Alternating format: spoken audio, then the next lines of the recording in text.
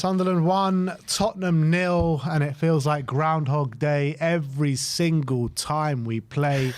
Roberto De Zerbi's first game as Tottenham Hotspur manager, and we didn't really see any real changes. That's the honest truth. No. Maybe 5 minutes at the start, a few patterns of play, a few nice intent pressing, a few chances at the beginning. Passing moving a little bit at the beginning. Yeah, but the reality is it just got worse and worse and worse and worse as the game progressed. Yep.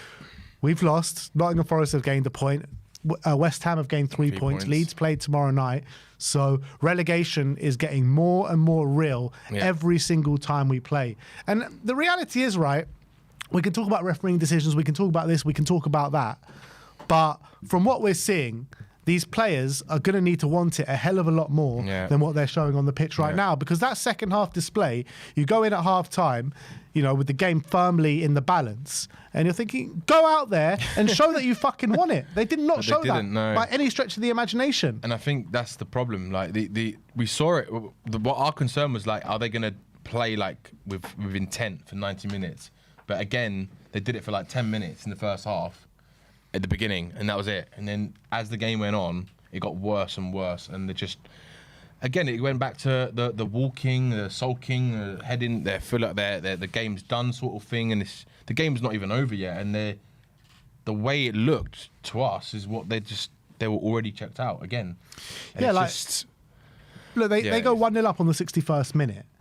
And after that, all you saw from the players was panic, panic, panic, panic. Yep. No one had the ability to keep the ball. Everyone was just swinging boots at it, misplacing passes, no real intent. It was just so frustrating to watch. And you're looking at that game, trying to take something away from it going into that next game against Brighton. Because if we don't win next weekend, we go further into the relegation zone, and it might even be, you know, take us 2 games to get out. Like right now, we're 3 points, or I think 2 points away from West Ham, right? West Ham, yeah. And the thing is, we have to get results. We have to get points as soon as possible. We need to get points, because if West Ham can beat Wolves 4-0 like that, and Wolves have been playing really well lately, we need to pick up a win somewhere. We've got to pick up 3 points somewhere. But if we can't, then we are going to go down. That's as simple as that. Because they've now got more points than us, and we thought maybe West Ham might do worse, but they're actually looking good again. Yeah, they played really well against Wolves, so we've got to find somewhere within these players' souls that they need to kind of look at themselves really and try and motivate themselves to get out of this. Because do they even care? To me, it feels like they don't even care that it's going to be on their record, that it's going to be on their CV that they've taken a club like Spurs down. I don't think they care. Well, some players might find it as an easier way to get out of the club. Yeah, that's the reality. So. I've been saying that for months. What you said before about finding, they need to go real soul searching, these players. They do. Because look, it's all well and good, you know, showing a bit of intent for 5 minutes, but if you just show it for 5 minutes, you're going to get beat more times than anything. Especially in the Premier League. Like the Premier League is such a ruthless league in terms of, like, you have to give your all 100% of the time. Because if you switch off for any moment in the Premier League, you're going to get punished. Most likely you will. And this is the problem. Like, these players, it's like there's just not even an attempt to shoot. Nothing.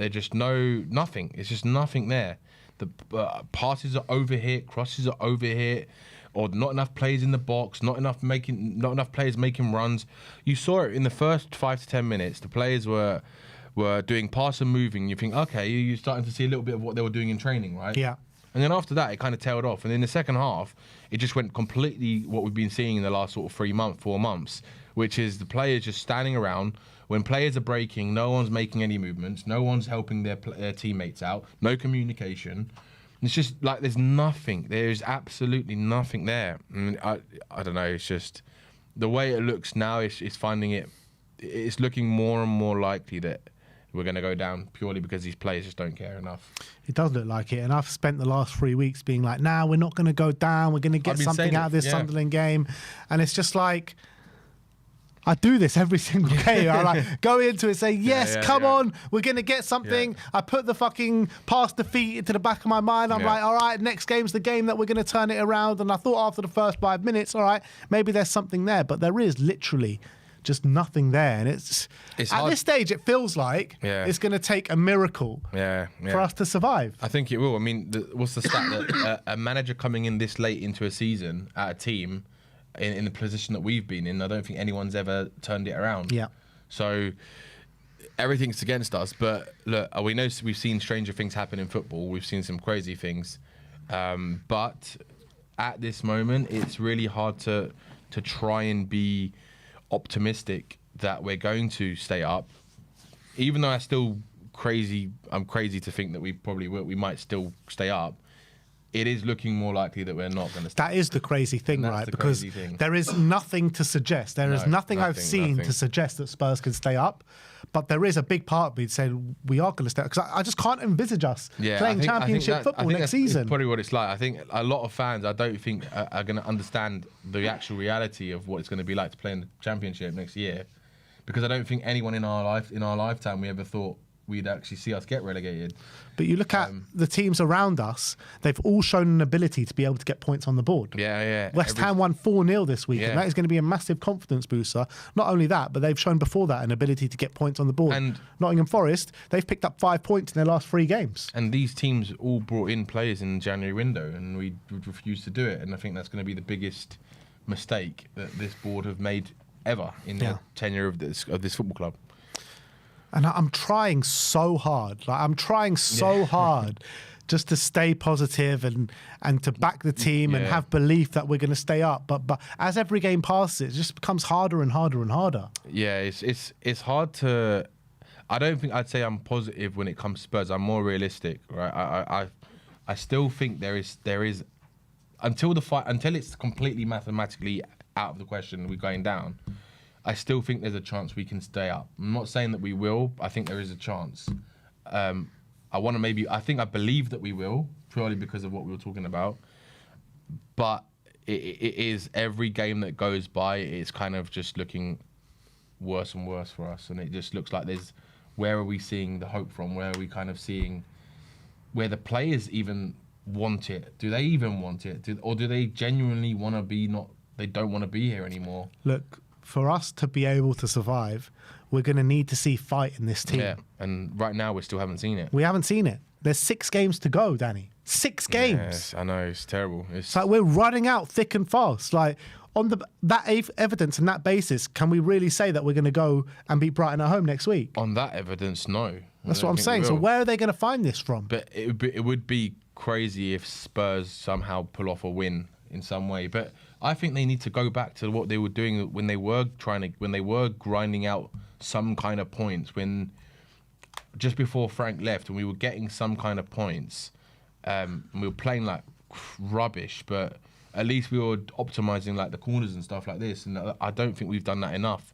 I know you said the coach is still there, the set piece coach, but maybe they're not even practicing it anymore because they're doing more of the basics. But is that really helping? Because they can't even do the basics still. I mean, I can't understand how professional footballers can't pass a ball when you've been playing with a ball at your feet since you're a kid. Yeah. And you've been playing football for 10, 15 years, and you're training every single day with a football, and yet you can't make a 5-yard pass, or you overhit it constantly, your crossing is awful.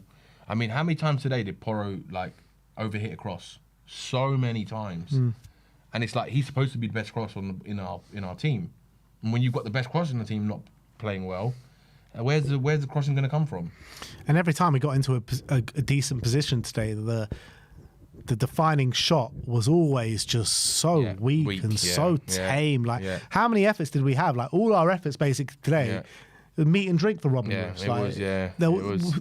The only chance that we had that we forced a decent save out of him was that Porro one at the end. Yeah. Apart from that, it was just so easy for him. Yeah, because there were Richards had 2 or 3, didn't he? Yeah, he did. Solanke right at the end of the first half. Solanke had one as well, yeah.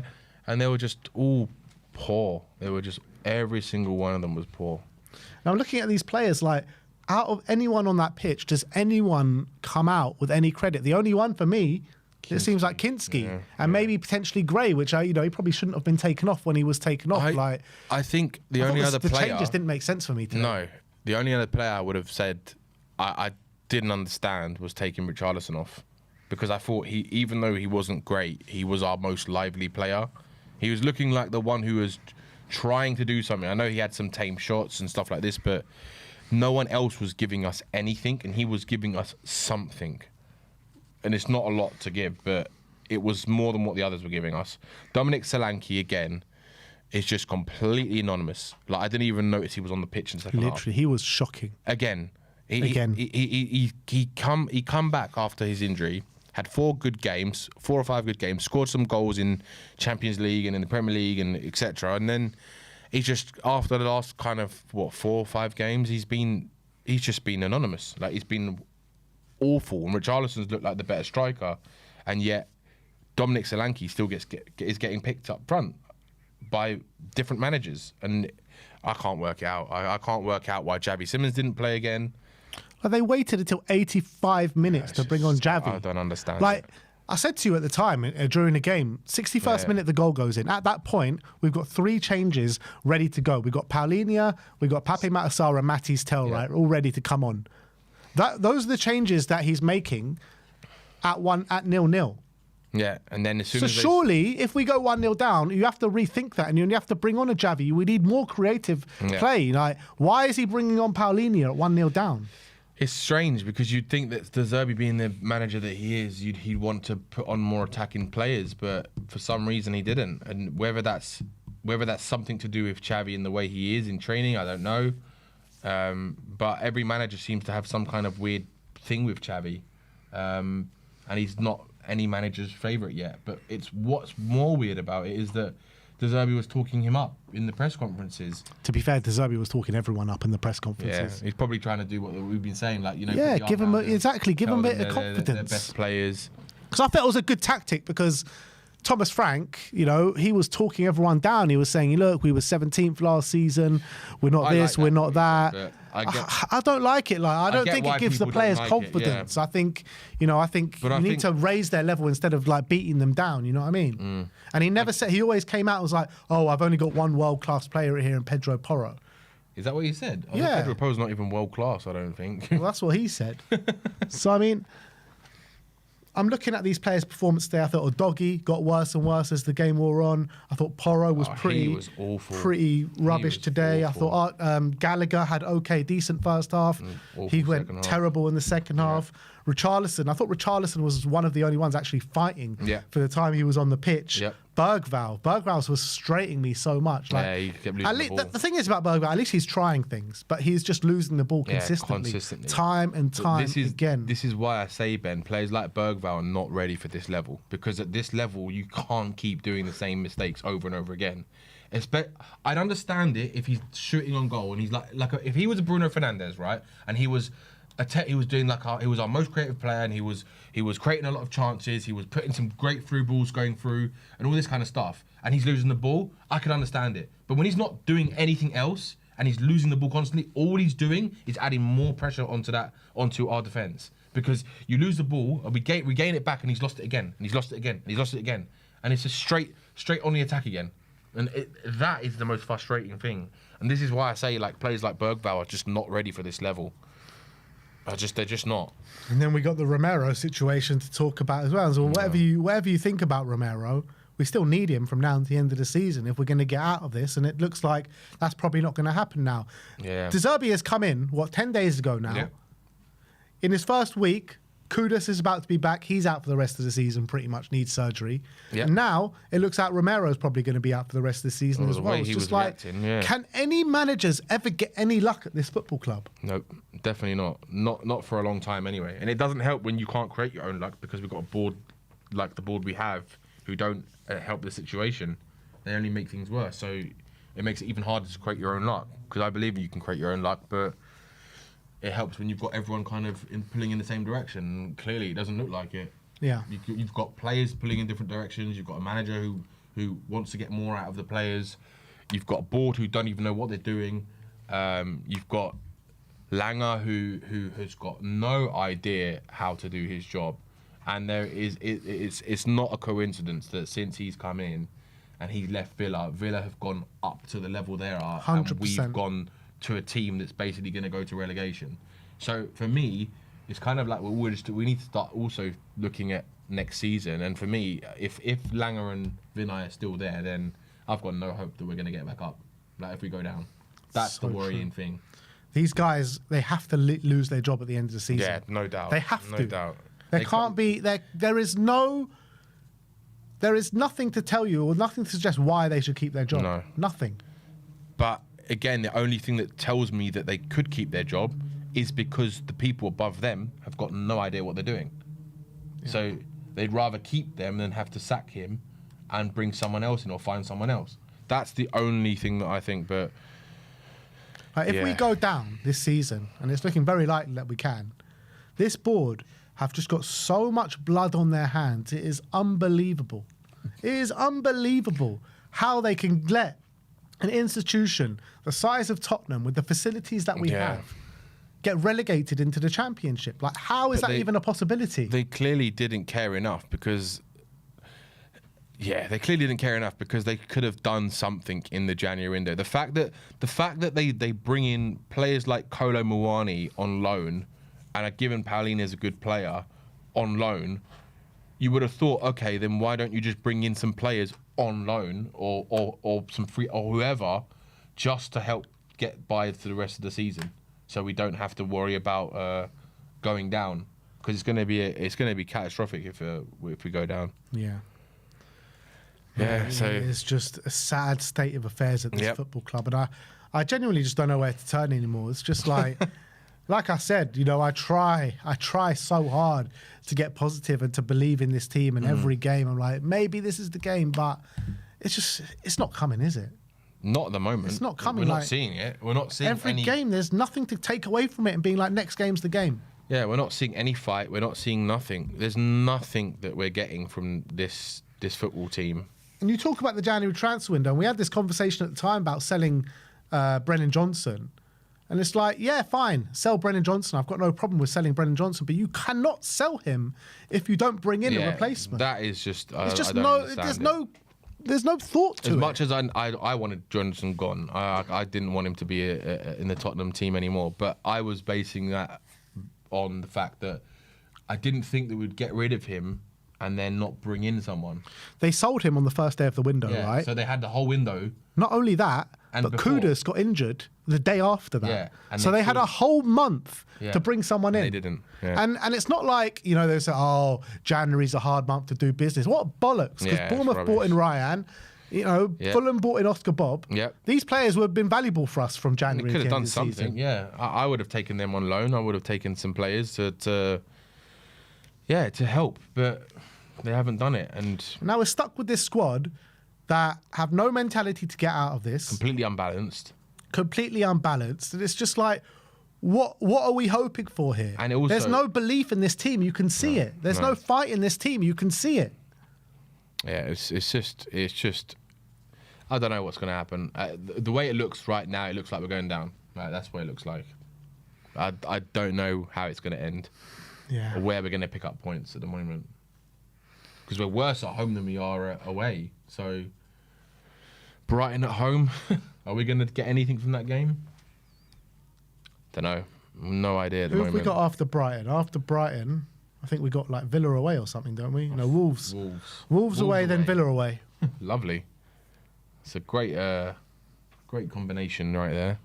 It's like, I can't see us getting any points with the way we're playing out of any of those 3 games. Well, Nick was saying, wasn't he, the other day, that he thinks we're only going to get 2 points and we're going to go down. I was saying from the last, now 6 games, we'll get 4 to 6. And I thought maybe that would be enough. That could still be enough, but if West Ham go and win again, that's now 5 points ahead. If they win their next game, we lose our next game. West Ham got Palace next. Palace away. I mean, Palace just had a decent result in beating Newcastle today, but we'd need Palace to beat West Ham, and just for even us to even have a still be in the fight. Well, Leeds are 3 points above us with a game in hand, but Leeds got to go Old Trafford tomorrow. Yeah, so that could be They play Wolves next and then Bournemouth away. I mean, Leeds have got some decent, difficult games. They do. But all of these teams, Forest and Forest and West Ham right now are the teams that are looking like they want to be in the Premier League. And they are fighting for their club. They are fighting. We look like the team that don't care. They are picking up points. Yeah. You know, that's what you need to do in this stage of the season. We cannot. We haven't won in 2026. We haven't won in over 100 days. It's insane. It's just mad. This is Tottenham Hotspur we're talking about. And it just seems as though these players are just sleepwalking to the Championship. Yeah, clearly. And I'd be interested to see who actually thinks they're better than Spurs, better than Tottenham Hotspurs, if that was to happen. Because I reckon there's going to be a lot of players who think they're better than this football club. Well, let them go. Let them go. Yeah, I want them to go, but I'm saying that none of them deserve to, because they've all been absolutely atrocious. And they all deserve to play. To be honest, they all deserve to play in the Championship the way they've played this season. Yeah, it's true.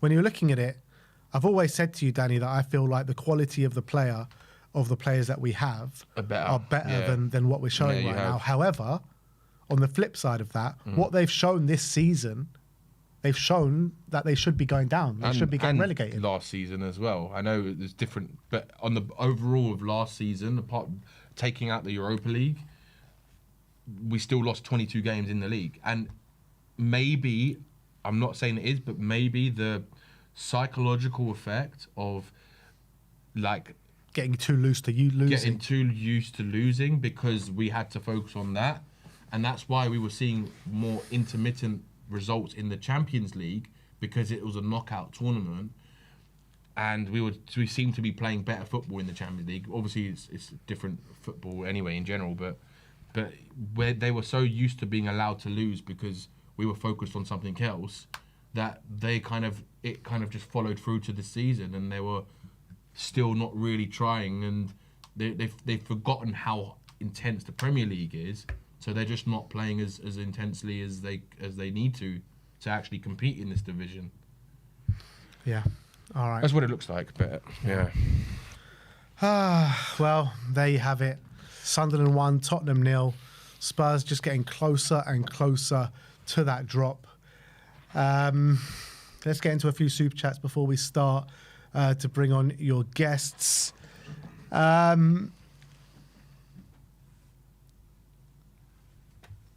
Mal says, some point you all need to realise it's the players. Chameleon Eyes says, have never been in my life hated my own players. Mal says, Sunderland were on the beach, was it, Ben? I mean, it's not even like Sunderland were great. We were just shitter than them. Yeah, we were. Like, awful. Sunderland were there for the taking today, don't they? Yeah, like, they were. They were. We were just shit. We were just fucking shit. Yeah. We were just there more for the taking. Joseph Vuskovic says, the board gave us his team. Roberto needs full control. The board needs to F off.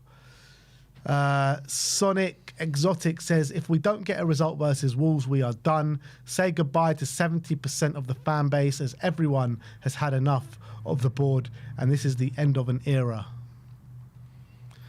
And last but not least, Mama Kimov says, Son elevated everyone around him, finishing 5th without Kane wasn't a fluke, but the next season the narrative shifted to age instead of acknowledging fatigue and injuries.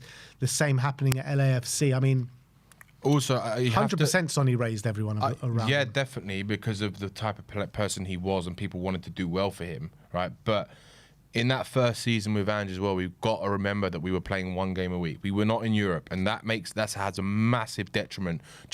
You just have to look at Man United this season. Yes, they went and spent 200 million on strikers, but they have had time to focus on their game. And when Carrick came in, they've changed completely. And now they're going to get Champions League football, and that's because they've been able to focus on one game a week.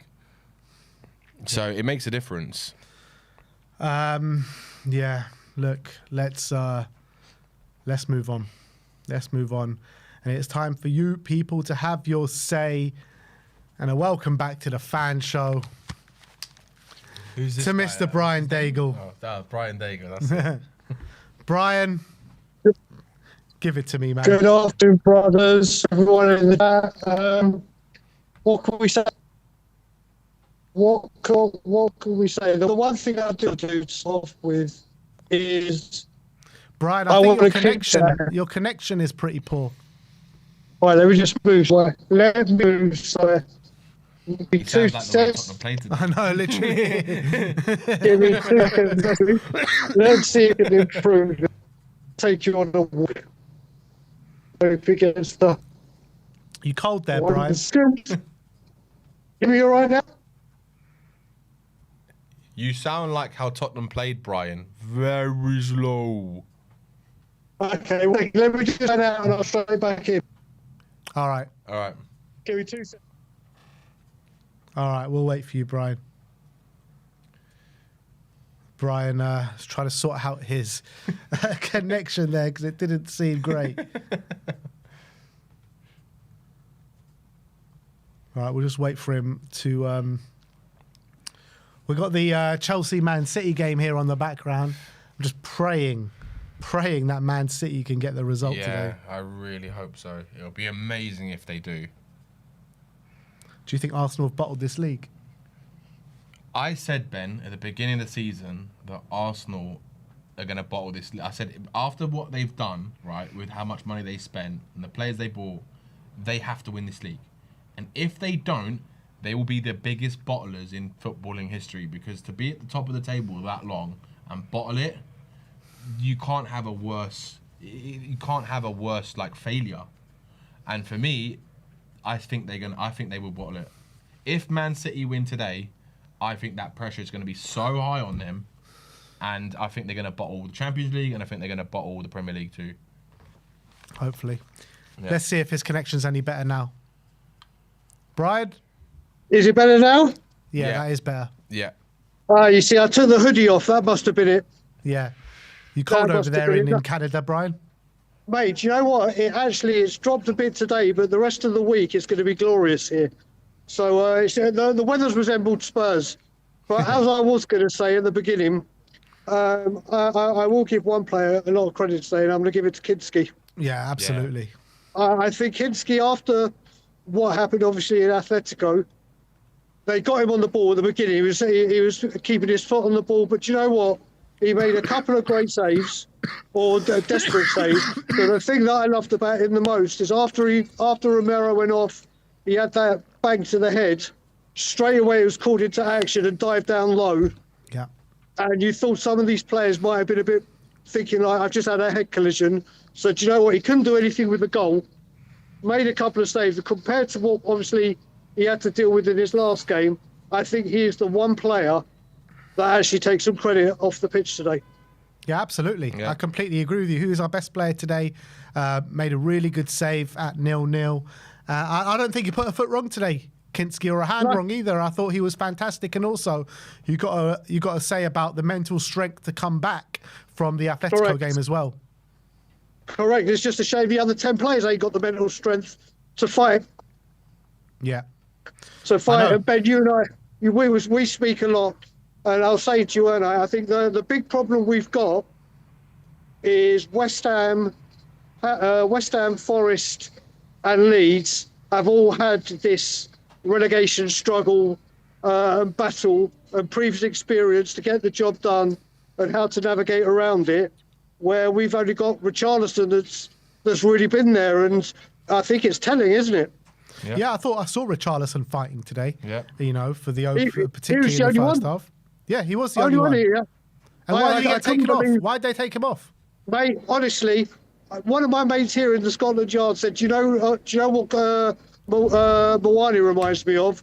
Some little kid that's won a competition to play with a football team. Yeah. Because literally, like you said, I would have kept Richarlison on and put 10 on for Mawani. But it's a very, very dark day today, isn't it? It is. And it's about to get a whole lot darker, Dagel, I'll tell you that. Yeah, Yeah. I mean, again, I've spoken with Danny, I've spoken with you, and I said after the North London derby, I can only see us getting 4 points the rest of the season. So far, we got one since then. It's just real dark times. But I think a major talking point is that, do you think that there's something going on behind the scenes with Xavi? Because Tudor didn't play him at all, did he, or start him? Obviously, De Zerbi's done it today. And I had a few people say, do you know what, maybe he wanted running power as opposed to guile, and it's about not losing. And maybe that was the reason. But I just don't get what Xavi's got to do to get in this team. Yeah, for me, it definitely feels like something is going on, because for him to be talked up in the press the way he was with De Zerbi in the week, and then him not even start, and then only come on with like 5 minutes to play, 5 minutes of normal time, I don't understand it. And then, like Ben was saying earlier, the fact that when they scored the goal, you would think, okay, he was about to bring on 3 changes. And you think maybe he might change it now because we've just gone the 1-0 down. So why don't you bring on our most creative player this season, factually, is Xavi Simons. So why would you not bring him on?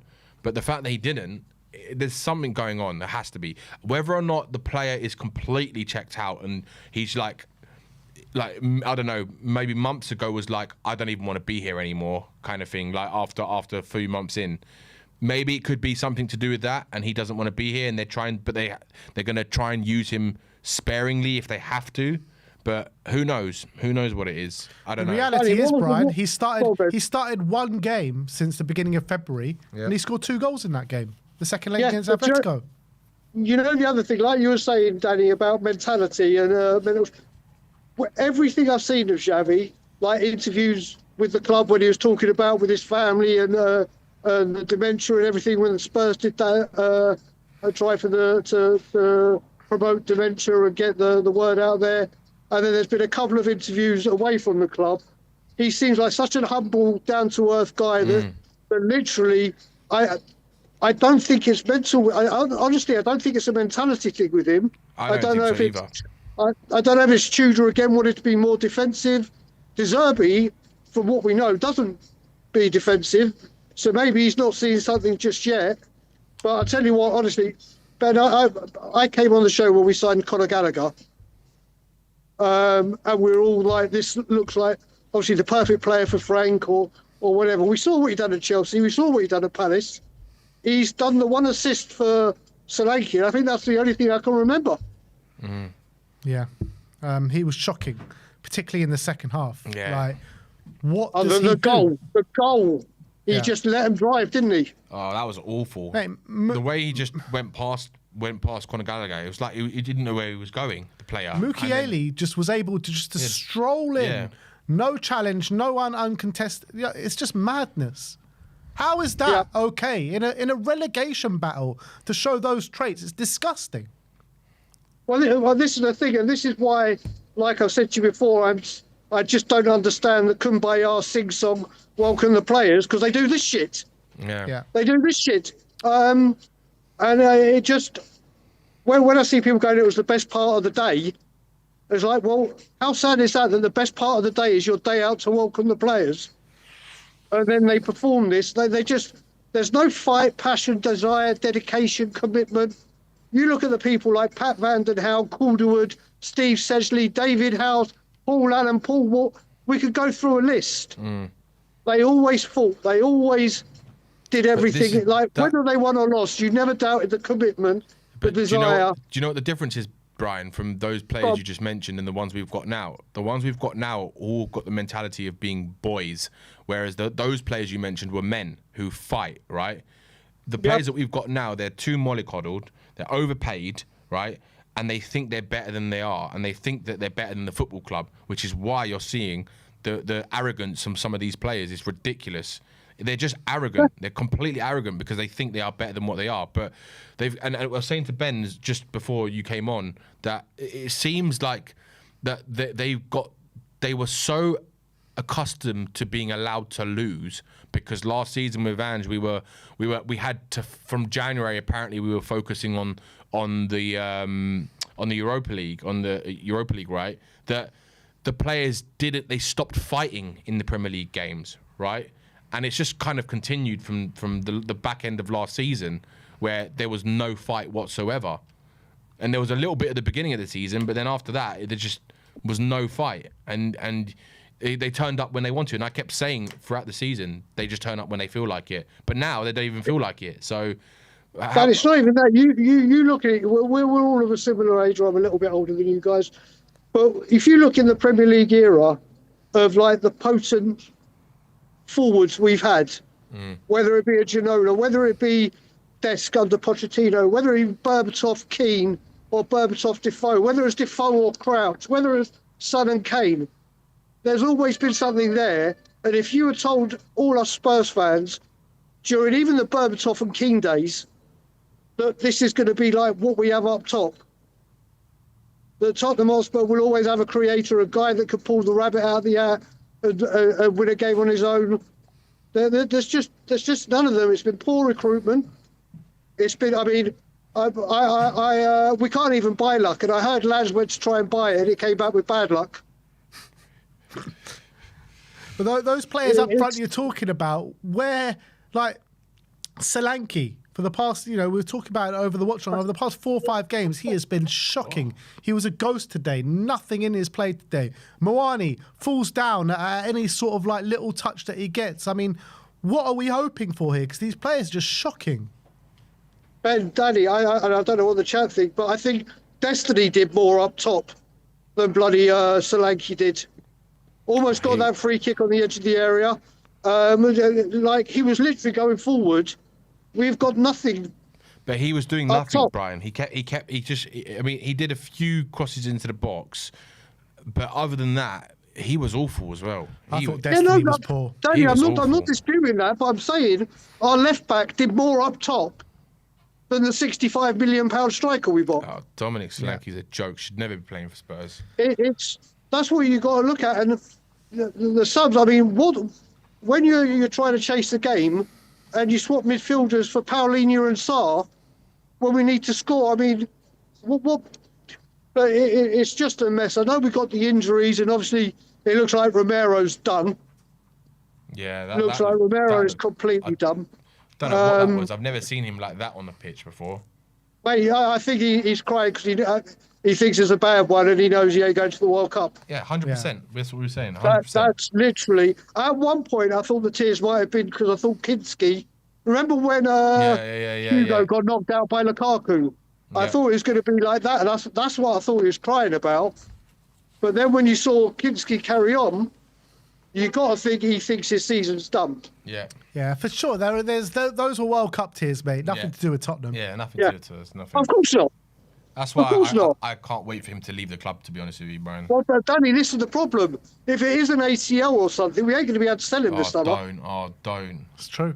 No players. No one's going to do an ACL and go, oh yeah, we'll sign you for the big money, and then you'll be ready for the end of the season. Yeah. So, no, it's just a mess. What I've said as well is, during the week, and I've said it, I don't listen to. I haven't watched De Zerbi's press conference, like any of them. The pre-game, the when he first came to the club, because it's all just templated bullshit. Yeah, we're in a bad position. Yeah, I'm going to do this. Yeah, they've been training well. Yeah, the players look. Well, of course the players look well. You're coaching them in a training session. The only talking I care about right now is when those boys cross the white line and they got 90 minutes to do their talking. And unfortunately, no more, or not that I ever have sugarcoated it, these players haven't got the fight, the power, the desire, the dedication, the commitment, the fight. They won't run through brick walls. They won't give blood, sweat and tears. And we are in big, big, big problems. Because I can't see where the points are coming from. I will say the 3 home games, throw them away.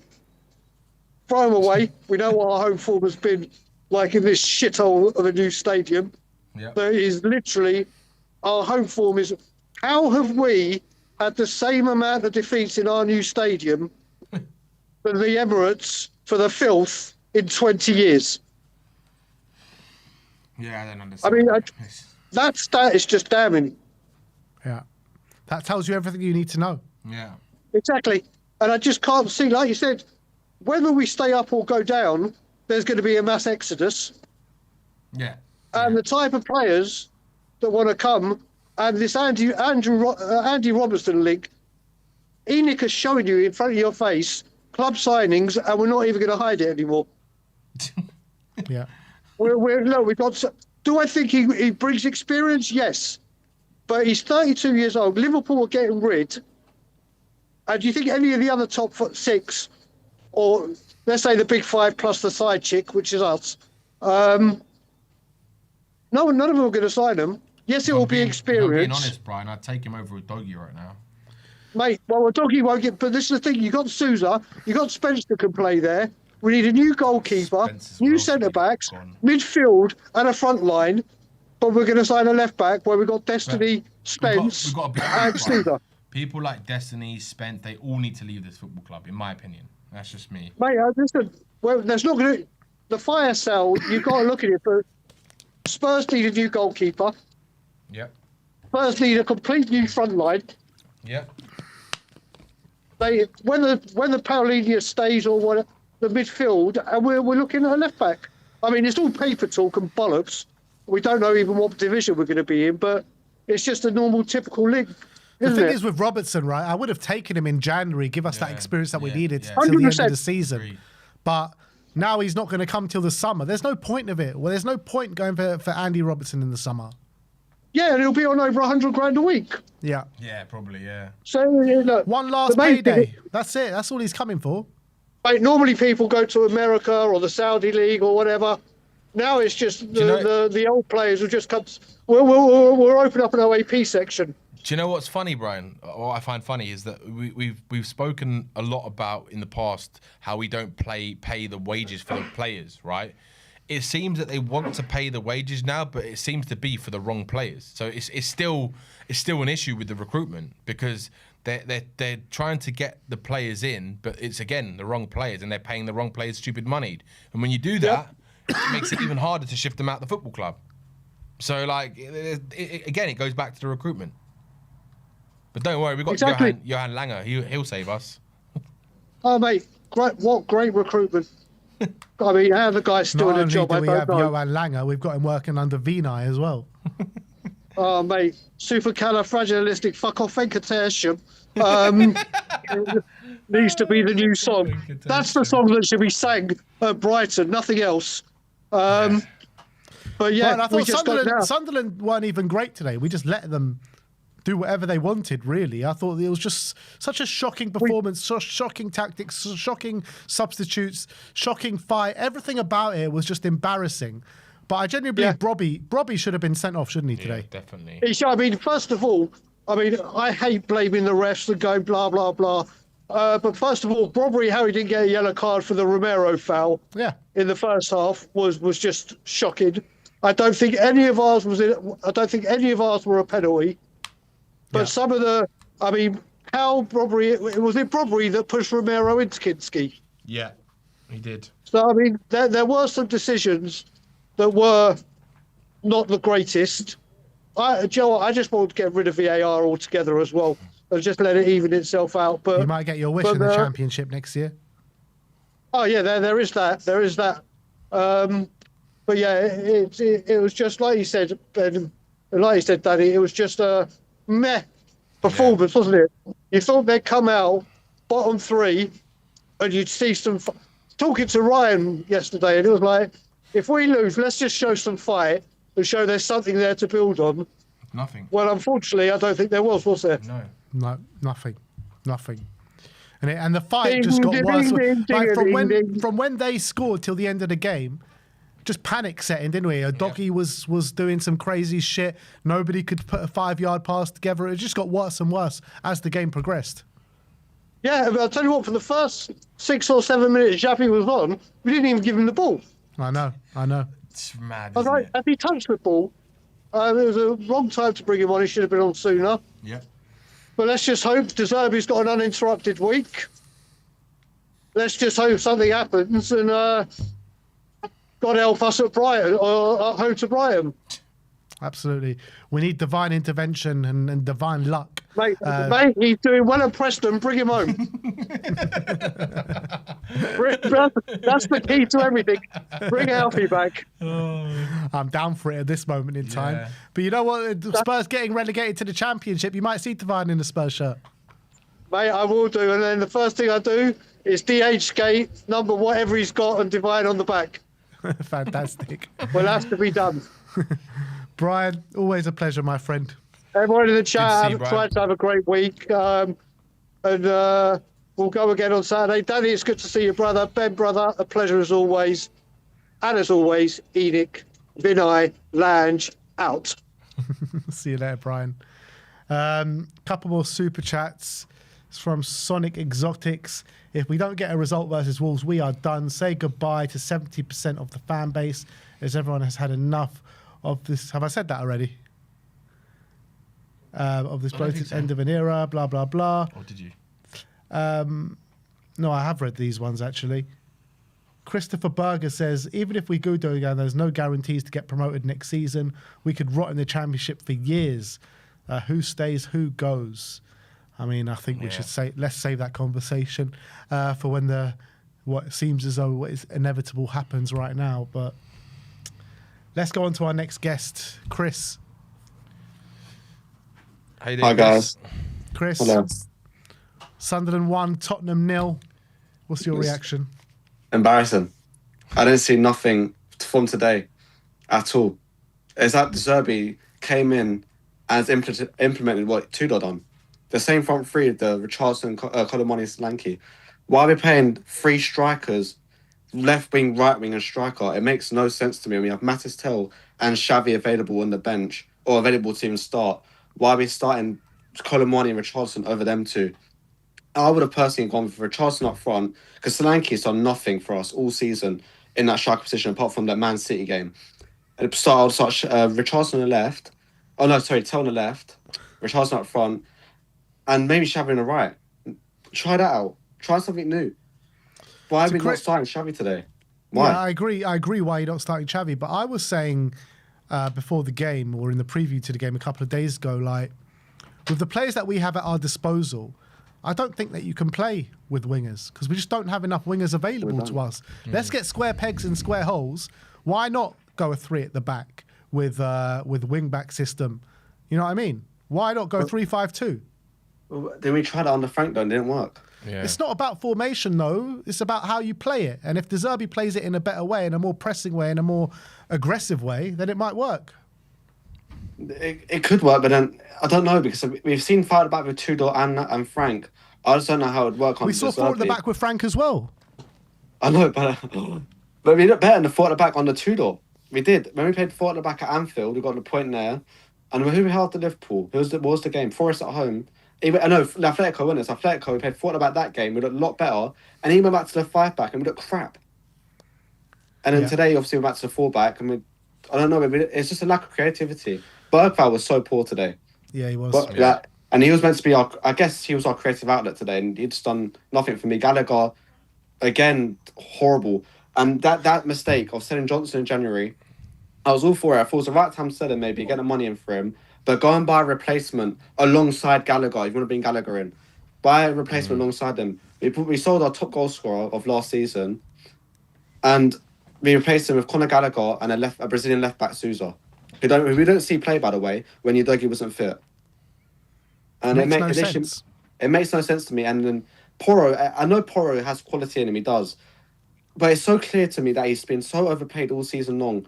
That why don't you just play Spencer in his natural position at right back, and then when Udogie wasn't available, play Sousa at left back, and we might be better in attacking options out wide. Instead, we have Spence going left back, cutting on his right foot all the time in previous games, and you have Porro doing the same thing over and over again, whipping the ball into no one. Today, that last cross he done, what the hell even was that? Like, honestly, what was that from the corner? He got the ball back and he booted it out of the pitch. Like, what is that? What is that? That's what we're dealing with at the club right now. We used to have Kyle Walker, Kieran Trippier, bombing down that right flank, getting the ball in the box. Harry Kane's way in the middle. But no, we don't have players that can deliver the ball into the box well enough. And today it was so evident to me that these players just don't care anyways. And I said, regardless of manager, we're going down, because every week every week we somehow get worse. Whether we lose by 1 goal, 2 goals, draw the game, we literally look worse game by game by game. All season long has been like that. We've looked worse as every game went past. And you know, we were speaking about formations before, but the reality is formation means nothing right now. You Yeah, need to see the fundamentals. You need to see the fight. You need to see grit. And what epitomized everything for me was the defending for the goal that we conceded today. It's just like Mukiele is given the freedom to go inside, uncontested, no one challenging him. Gallagher just backing off. I mean, like, if these guys are showing that kind of commitment, do we have any chance of staying up? No, and I said this for a while now. When we lost at home to West Ham, I think before that game we were 12 points clear of relegation, and it wasn't even a conversation really. They beat us at home, and we were only 9 points above it. And you could see with that window and the way the team were playing and the way it took so long to sack Thomas Frank, you could tell we would be dragging to this spot from them.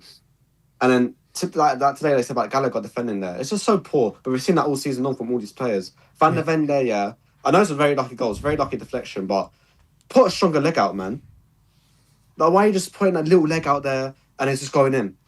I think the worst thing about it, Chris, is the fact that they were giving him the space. They didn't even attempt to get to the ball. And I think that's been a problem all season. And again, for me, it's why I personally don't rate Van der Ven and Romero as good centre-backs. Thank you. I don't rate them as well at all. I rated Van der Ven once upon a time. But now it's shown to me that he's not great in like a low block system or like a mid block system. He only works in an Ange system where he's high line and then someone's making a run behind. He can catch him up and slide tackle, win the ball back. Yeah. And Romero, he never plays anyway because his hamstrings keep popping up. Yeah, there you go. And his hamstring will go. So in reality, Van der Ven was just I don't know. I can't tell you. He's just an average centre back, I guess. Yeah. Romero, I've not liked Romero for so long. I think he's very arrogant. He thinks he's better than the club. He thinks bigger than the club. Yeah. He thinks he's the best player in the squad, which in reality he isn't. Yep. Today, terrible. He could have been sent off today. Yep. Bobby was getting in his head. And you could tell what Bobby was doing when he made that foul on him. I know that should have been a yellow card, but Bobby knew, and the Sunderland manager knew what to do with Romero. Go and make him aggravated, and get him wound up and try and get him sent off because he's a liability. And he almost did get sent off because the challenges he was making, pathetic, really pathetic, reckless. And we've seen that time and time again. Romero at home to Liverpool when we lost 2-1. He just lost his head when he earned a free kick and got himself sent off. Yep. Made that make sense. Where else? Man United away got sent off. Yep. 2-0 loss after that. Even though we didn't play that bad a game either before he got sent off. And then, but who is that the only one who's been sent off in? Well, he's got 9 yellow cards this season. Do you think, Chris, that Romero, like looking the way that he looked when he was coming off the pitch, like crying, do you think that means that he could be done for the season or done for the World Cup as well, and that's why he was crying? I don't know. I think it's both for me. I think he's upset to the point that I don't know. I actually can't tell you. I think the World Cup is majority of what he's feeling right now. Yeah. But I feel like there is something in him that he does feel like he's let the team down and let the club down across the season. So I don't think I'm saying that all these players don't care, but I don't think Romero. I think he has like care in him, which is why he did show that emotion. Because I've never seen Romero cry like that ever. No. And I know the World Cup is coming up, but he's been riddled with injuries at Spurs, and we haven't seen him cry. So I guess you could be right, actually, but I actually don't know. I feel like I don't know, man. I don't know what I can say to you because it probably is the World Cup because he cares more about Argentina than he does about club football. It's definitely the World Cup, mate. That is nothing. You know, what did you make out of De Zerbi's changes today? We go 1-0 down. He still brings on Paulinho and Sarr at 1-0 down. It's just pathetic, man. I don't see why are you bringing them on. Why?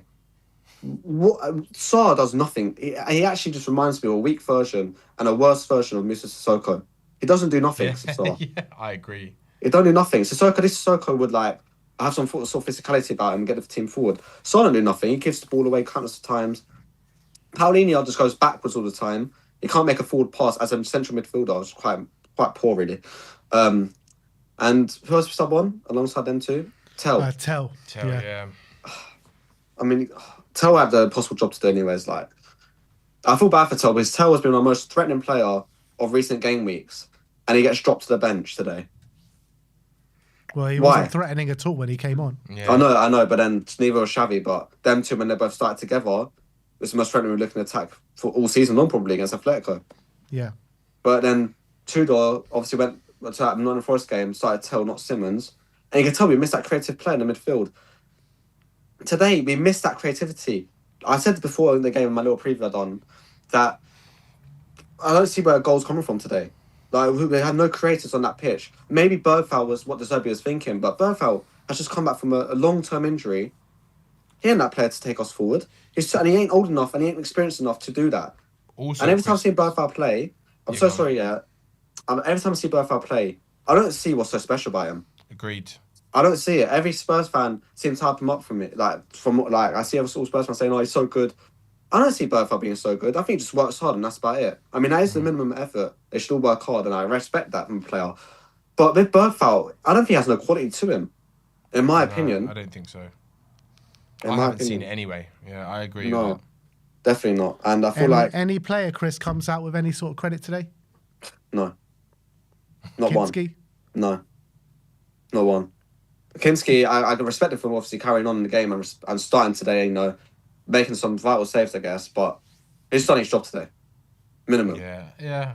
Minimum to me. More than any of them, any of the others. Well, yeah, but then it says a lot about the team, doesn't it? That the goalkeeper is the only one to hold the head up high. Maybe he's paid to do, Chris, isn't it? Yeah, literally. I'm sorry, and Udogie, I guess, could have a little shout there, but then even him at times were poor. That 95th minute, I think he got the ball and he just booted it in the middle of the pitch. To them, what is that about? Yeah. A lack of composure shown by the whole team, and De Zerbi's been hyping them all up in his press conferences.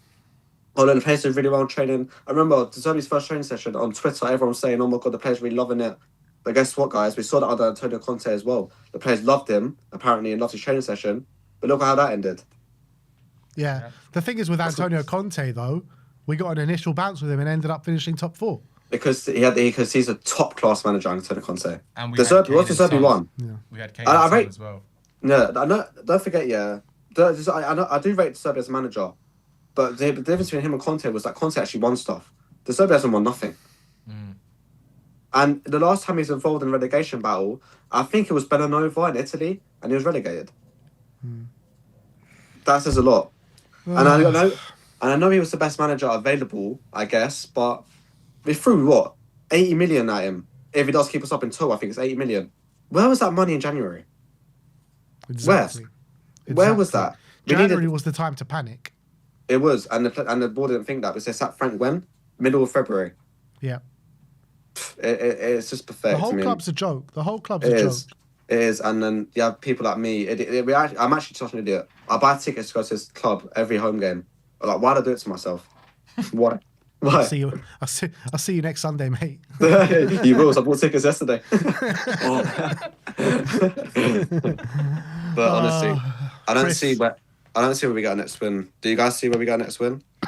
Nope. I'd like to say Brighton, but I don't see it. I think it's the hope that I want to see it. But Yeah, I agree. if I'm thinking with my head, I really don't know at this moment in time. They don't No, look like they want it. No, they look don't. like they want it. They don't. I was expecting to see more today, Chris, but So was I. we didn't. Same story all season, isn't it? Yeah. We need a hero. We need a hero to pull us out from somewhere. But I just don't know in this squad who that hero can be. I don't think there is one. Yeah. The only one that comes to my mind is Xavi Simons. They don't start. So. Yeah. Chris, pleasure to hear from you today, mate. It's good call. Thanks for having me on, man. Yeah, man. easy. See you guys next week. See you next week, mate. Take care, man. Ah, God, Spurs, man. What is it doing to all of us? Oh, God. It's exactly what it's doing to us, making us tired. Tanner Graff says, the only hope I have left is Ben has a funny feeling we will go down. Well, I do have a funny feeling we're going to go down, to be fair. Michael Roche says, I don't want Destiny playing at left back again. I tell you what, at this point, it's come to a stage where I don't give a fuck if any of these players stay anymore. Yep. I've been saying that for the last month now, Ben. I couldn't care less about any of these players. I really don't care anymore. Because if we go down, we're going to have to completely rebuild this squad, because most of our team are going to be taken apart. Yeah. But I couldn't care less if taken apart, because we need players who actually want to play for Spurs and actually fight. Because that's what you need nowadays. You need fighters in your team. Let's go to Nate. How's it going, Nate? Hello, gentlemen. How are you guys today? Oh, just fantastic. How are you? Brilliant. Yeah, Would you say that I've been a part of this community for a while now? Would you say like I've been around for a little bit? Yeah, you've been around for a little bit, yeah. The first time I was on was the last time we won a game in the league. What, the Palace game? Think about that. 105 days ago. I buzzed my head. And counting. I'm going to have a full head of hair by the time we win again. You might turn out like Ben. Oh my God, I was close. I mean, the guys were no holds bar. Just don't lose in fantasy. But gentlemen, it was a tough performance today. I thought for the first 10 minutes, I thought we looked okay. Took a front-footed stance and kind of controlled, dictated the tempo a little bit of the game. And then midway through the first half, like as soon as after the Colomwani penalty was canceled, the capitulation started. And I just cannot fathom the fact that we are in the bottom three and you have players with the mentality of Conor Gallagher and Colomwani where it's like, oh, I'm going to dive all the time instead of fighting and grit. And these guys are so weak, man. You can just tell from the mentality. It's just so bad, guys. Like I'm genuinely at a loss for words. They say that the stages of grief are anger, sadness, bargaining, and then acceptance. And I'm at the acceptance stage. Guys, we're going to play championship football next year. And that is something that I think still some of us haven't come around on. But it's the future that we've got to accept. Yeah, I mean, you can think about what's happened with Pochettino and us being able to reach the Europa League and Cup final. Guys, it's all done. Done. That was as soon as Sonny touched that trophy, the season just went. Yeah. And the entire thing died. And with it, the death of a beautiful football club that I once fell in love with. I'm not a very old guy. I haven't seen us really been a good team. I've been watching since 2021, post-Poch. So that tells you where the success I've seen.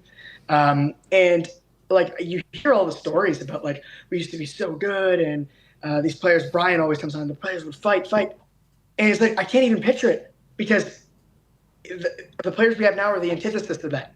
They show no desire and no passion for it. Guys, it was horrible today. Yeah. Yeah, it is. And you could just say like that defending for the goal that we conceded, the Conor Gallagher defending and the standoffish, and it's just like nobody is in any sort of close vicinity of Mukiele. He's given the freedom to just prance in and do what the hell he wants. And yeah, it's a lucky goal because it takes a massive deflection, but he shouldn't even been able to have the opportunity to shoot. It's just crazy. That mentality for that defending. Yeah, watch Gallagher defend that. If you watch back, he looks like just like, where is he? It looks like he's bird watching, like moving his head around. Like it's hilarious. It's actually pretty funny. Like I was laughing when the goal went in. Obviously, it's just a really unlucky break. And based off of that, Sunderland didn't really play well today. I mean, if that doesn't go in, we probably would have escaped a 0-0 draw. But it's like, I think has a goal ever summed up a season better than that? No, that was Spurs to a T. Yeah. That goal. That defending. It did sum up. It really summed up everything because when you're talking about where we're at right now, you need fighters. You need people to be able to grab the game and grab the players by the scruff of the neck and put your body on the line. That was everything the opposite of what we need. Like, it's just so bad. Like, honestly, I think the only player who can come out with a bit of credit was Kinski. Yeah. Because obviously, Ben, I'm a goalie. Goalies are hated, especially after they make mistakes. Those two mistakes will haunt him the rest of his career. And I'm sure there was a lot of focus from the Sunderland players saying, press him when he's got the ball, he might make a mistake. And I thought he did his job today. I mean, he made a few nice breakaway saves. His distribution was pretty good, at least from what I saw. Yeah. And but something I want to bring up to you guys is I personally think that Brian Brobby incident on Romero should have him suspended indefinitely. That play is so dangerous and so reckless. The fact that it didn't even get checked for foul play shows you I didn't understand where the PL is at right now. But guys, you watch it again. He's on his way down and he throws him in. He throws him knee on head with Kinsey. Kinsey easily could have got a concussion or like worse, like a brain hemorrhage. Like he got hit hard. When you've got guys that are running and then the extra force of the push, really bad. And Romero's knee, who knows? I mean, club's going to say, we are all with you, Kuti, in about 6 hours from now, telling us that he's done his ACL. But again, they say he's got a knock. They say he's got a knock and he'll be fine. And then he's out for the whole season. And we can't sell him in the summer either. Oh my God! But you know what, guys? Tears of a clown. They don't give a shit. No. None of them do. No. Look at Van de Ven after the game. The camera pans up to him and he's crying. He's like covering his face with his shirt. Such a joke. Yeah, Those players are crying because they will be forever remembered as players who brought the team to the championship, and that they will not get contracts to the big teams. Do you think you're a good player? You can't play for Spurs. You think you're going to go play for Liverpool? You think you're going to go play for Madrid? You think you're going to go play for Atleti? I hope, Nate, that is the case. I hope that's the case. These players can't play for Villa. These players can't play for Sunderland. I agree with you. They can't play for Sunderland. Yeah, I agree. But do you know what the problem is? Brian Brobby played us off the park. Yeah. And we said no to Brian Brobby last January. Do you remember that? Yeah, we laughed at his face. Us fans were like, oh, he scored 2 goals in the Eredivisie. No. He's better than any forward we have. He really is. Any forward we have. Yeah. At least even if he's not a great footballer, at least he shows some fight. You know what I mean? We've got players like Solanke who just goes missing. Yeah. His hold-up play is a joke. It is like, honestly, it's boys versus men out there. Romero's not a small guy. And Lebrobby's like bullying him off the ball. But we don't have anything like that right now, guys. We don't have somebody who can go put an arm in or do something and put a tackle in, for crying out loud. It's like there's nothing in that. And it just goes to show you where we're at. We're so weak, not only mentally, but physically too. Yeah, agreed. I don't want to blame De Zerbi because he doesn't really know the players yet. But why on earth are you subbing out Richarlison, who was our best forward, Gray, who's our best midfielder, and I don't even care who else got subbed off because they probably did nothing because they kept Bergvall. Yeah.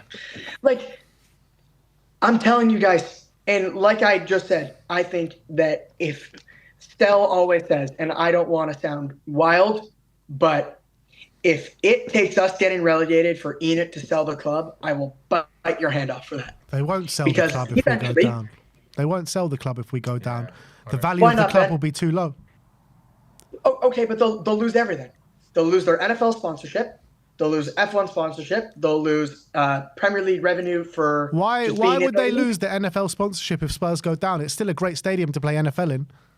Because it's like in tandem with, like, the NFL doesn't, like, they don't want to be associated with losers.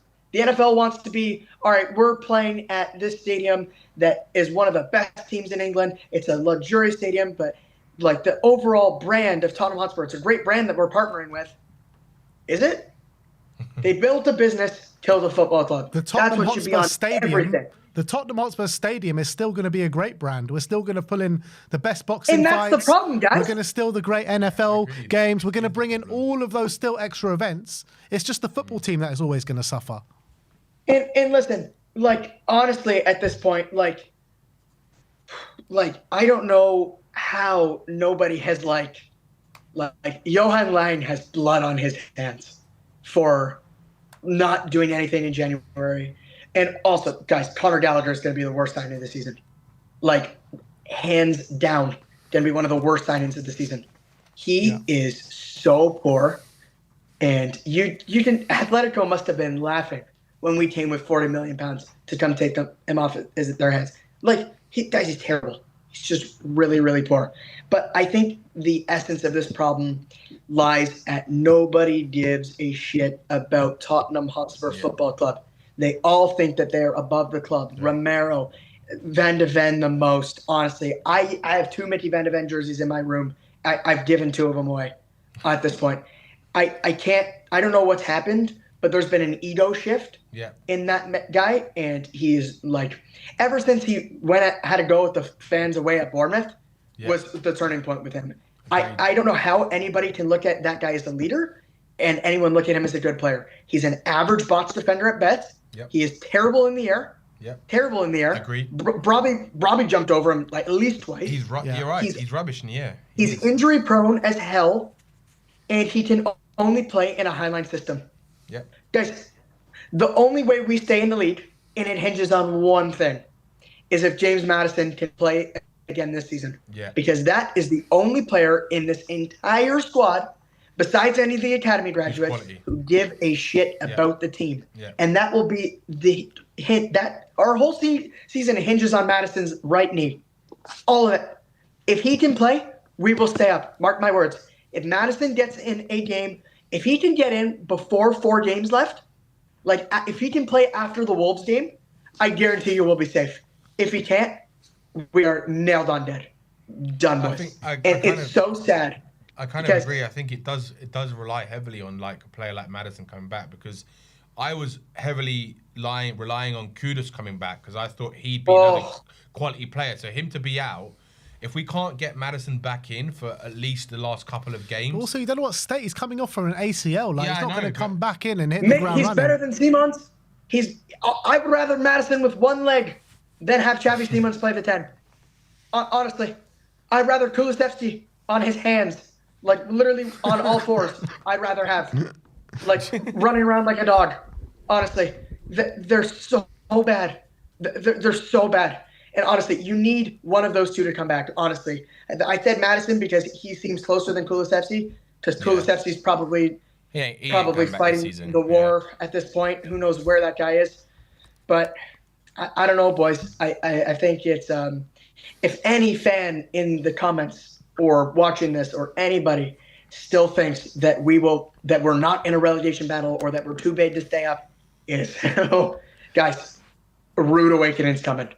And it's just really sad to see, because obviously, like, we've become the laughingstock of the league. Who gives a shit? Like, honestly, I see people on Twitter being like, "Oh, Alex Stott scored for Bournemouth, and woo, they're gonna bottle the lead."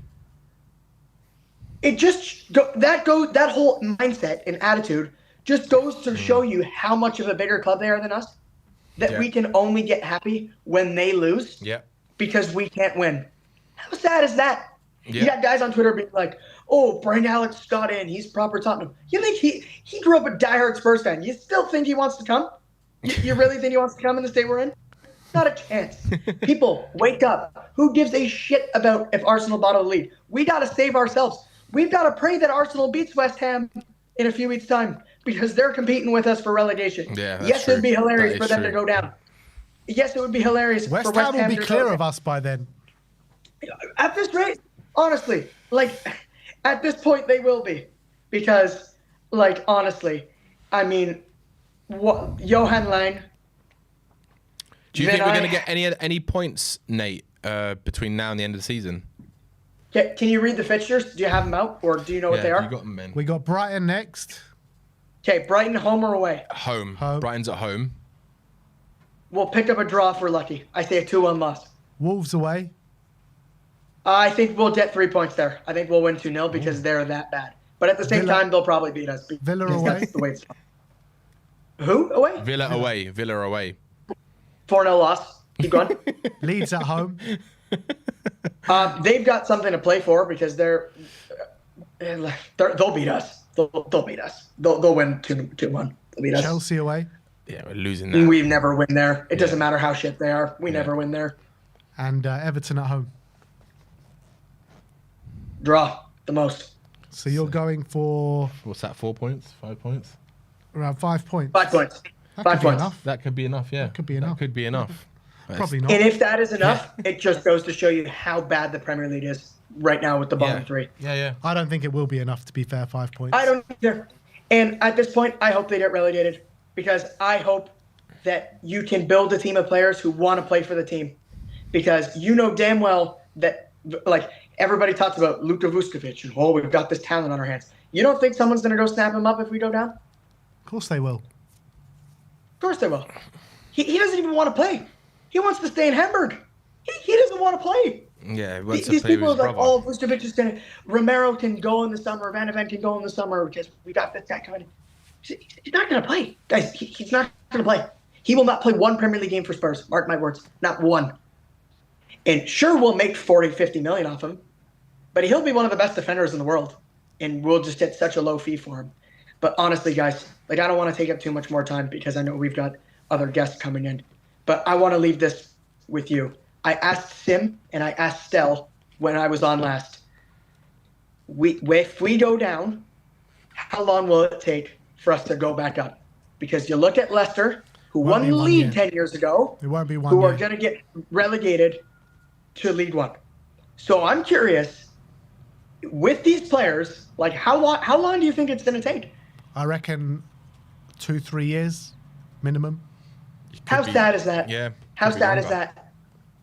I think it'll be longer. I think it'll be 5. Could if be. not maybe 6. Could be. Because nothing at the end of the day, nothing will change if Enoch don't sell. And since the business is booming, which is such a joke, they won't sell. And it's like, they make enough money off of the sponsorships, which is so frustrating, guys. But again, I'm not over there.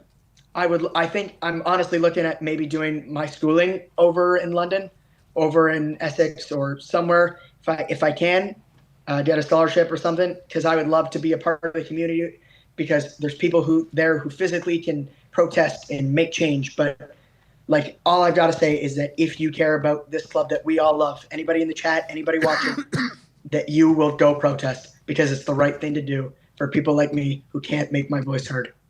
Absolutely. Big up, Nate. Big up, Nate. Thanks for Great coming care, on boys. today, mate. Yeah. Keep going. Yep. All right, Danny needs to make a move. I've got to shoot. I've got to go. He doesn't want to speak to Stell. Yeah, I don't want to speak to Stell. He's deluded. I'm only joking, Stell. Oh, yeah. Happy Greek Easter, Stell.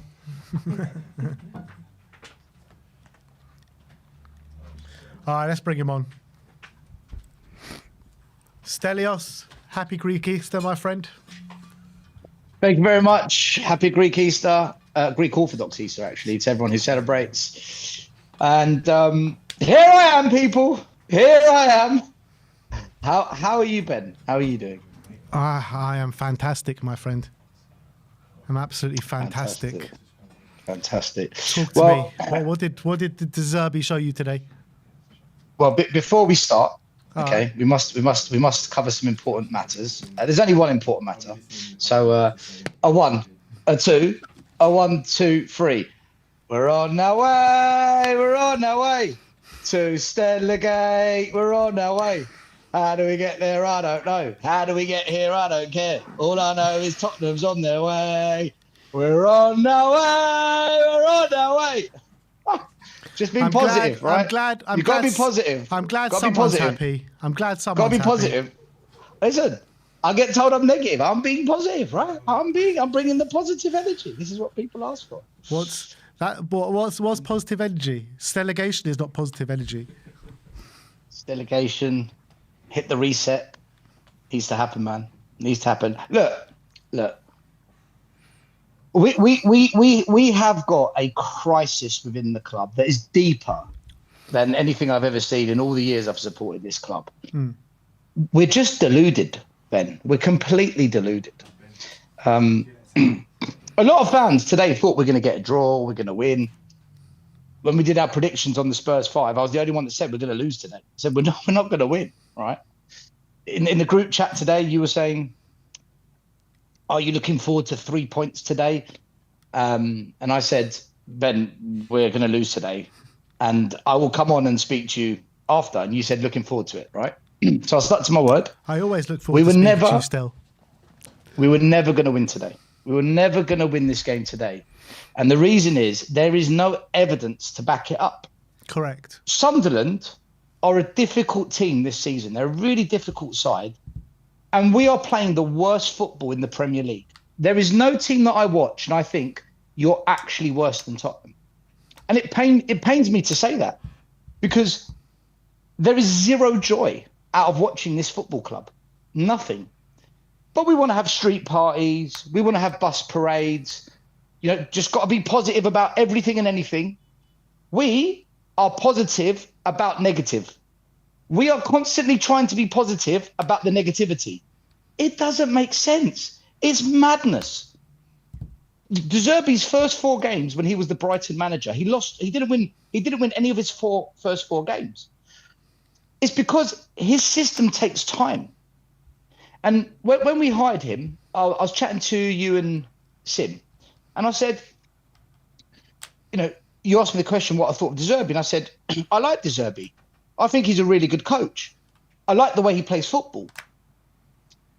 But I don't know what's going to happen with him, because will the team click like that playing De Zerbi ball? Will he adapt just for 7 games to keep us up, which is what I think maybe he has to do? Or will he just go all out attack and just try and grab 2 wins in 7? I don't know. When we sacked Ange, I was against Frank. I wasn't on board with Thomas Frank. I went with it, but I never really bought into it. Tudor, I said get him out after the Arsenal game. I saw enough. With De Zerbi, I really didn't know what we were going to get. And after today, mate, he's already got the Spurs disease. Dropping Paulinho and Xavi Simons was an absolute disgrace. A disgrace. What was he thinking? I don't care how good of a coach he is, and I rate him. Ben, you don't drop your best defensive midfield when you're going to be playing against a team that you know is going to be physical and they like it a bit rough. Kudus is out for the season, right? Without him, we don't really have much creativity. What you don't do is then take the next most creative player and put him on the bench as well. So you sucked the defensive midfield out of the team. You sucked the attacking creativity out of the team. As soon as I saw the starting lineup, I went on Football Heritage TV. I said, listen, De Zerbi's lost the plot. He's fucking lost his mind already. I don't know what he's doing. And I'm not scared to say it because I don't care, Ben. I just don't care anymore. I'm not going to jump on some positive energy for the sake of it. I'm not going to blow smoke up people's backsides just to look good. I'll say what I see. I like De Zerbi. I'm very happy that he's the Spurs manager if we're going to build a project. If we're actually going to build a project, I like the idea of De Zerbi. But for 7 games to keep us up, I've got no idea what he's going to do. But based on today, that was shocking. Look at the goal they scored, Ben. It came right down the middle, exactly where Paulinho should be. Instead, we're waiting for centre-backs to come out of position and stop the shot. Paulinho would be there. That's where he plays, and he dropped him for Archie Gray to play DM. Conor Gallagher was awful. And then up top, I've heard fans say, oh, but what does Xavi Simons actually do? Okay, if you actually believe that Xavi Simons doesn't do much, what does Bergvall do in the 10? What has he ever done in the 10? Nothing. Xavi Simons has done a lot more than Bergvall. Yeah, nothing. You don't drop Simons for Bergvall in the 10. And you drop Paulinho in the position where they scored from. Ben, I saw it as soon as I saw the starting lineup. I thought, we're just going to get overrun in midfield like we do under Frank, like we do under Tudor, and like we did today. We lost the game in midfield today. That's where it all went tits up. So for me, that's on De Zerbi today. His team selection cost us. It really did. And by the time he made the subs, it was too late. I thought as well, well, to be honest, it wasn't too late because it was only 1-0 when he made the subs. But he's got 3 changes ready to go at 0-0, right? He's got Pape Matar, he's got Paulinho, and he's got Tell. The goal goes in. Surely you got to rethink your changes and bring on a Xavi at that point. I just didn't understand that. Why was he not bringing Xavi as part of the 3 changes? Well, yeah, I agree originally? with that. I agree with that as well. But when he's made his decision, right, to bring those 3 players on, if the goal goes in, surely you got to rethink it. Listen, of course you do. Of course you do. You rethink it when you see you're losing control of the game, which we never really had. Again, I don't understand. It's as if managers come to Spurs and whatever they're really good at, they forget and they just become something very different. Frank came to Spurs and became something different. Tudor, I don't know what he was about before he came to us. De Zerbi today, I had no idea what we were doing, Ben. What have we... We've had 10 days... No, how long? We've had 3 weeks off. We've had De Zerbi for what? A week and a half? 2 weeks? Something like that? About 10 days, I think it is, yeah. What were we doing for 10 days? What was the team doing for 10 days? I saw nothing different. Nothing Same stupid tactics, same stupid formation, same stupid starting lineups. Again, Mawani on the wing.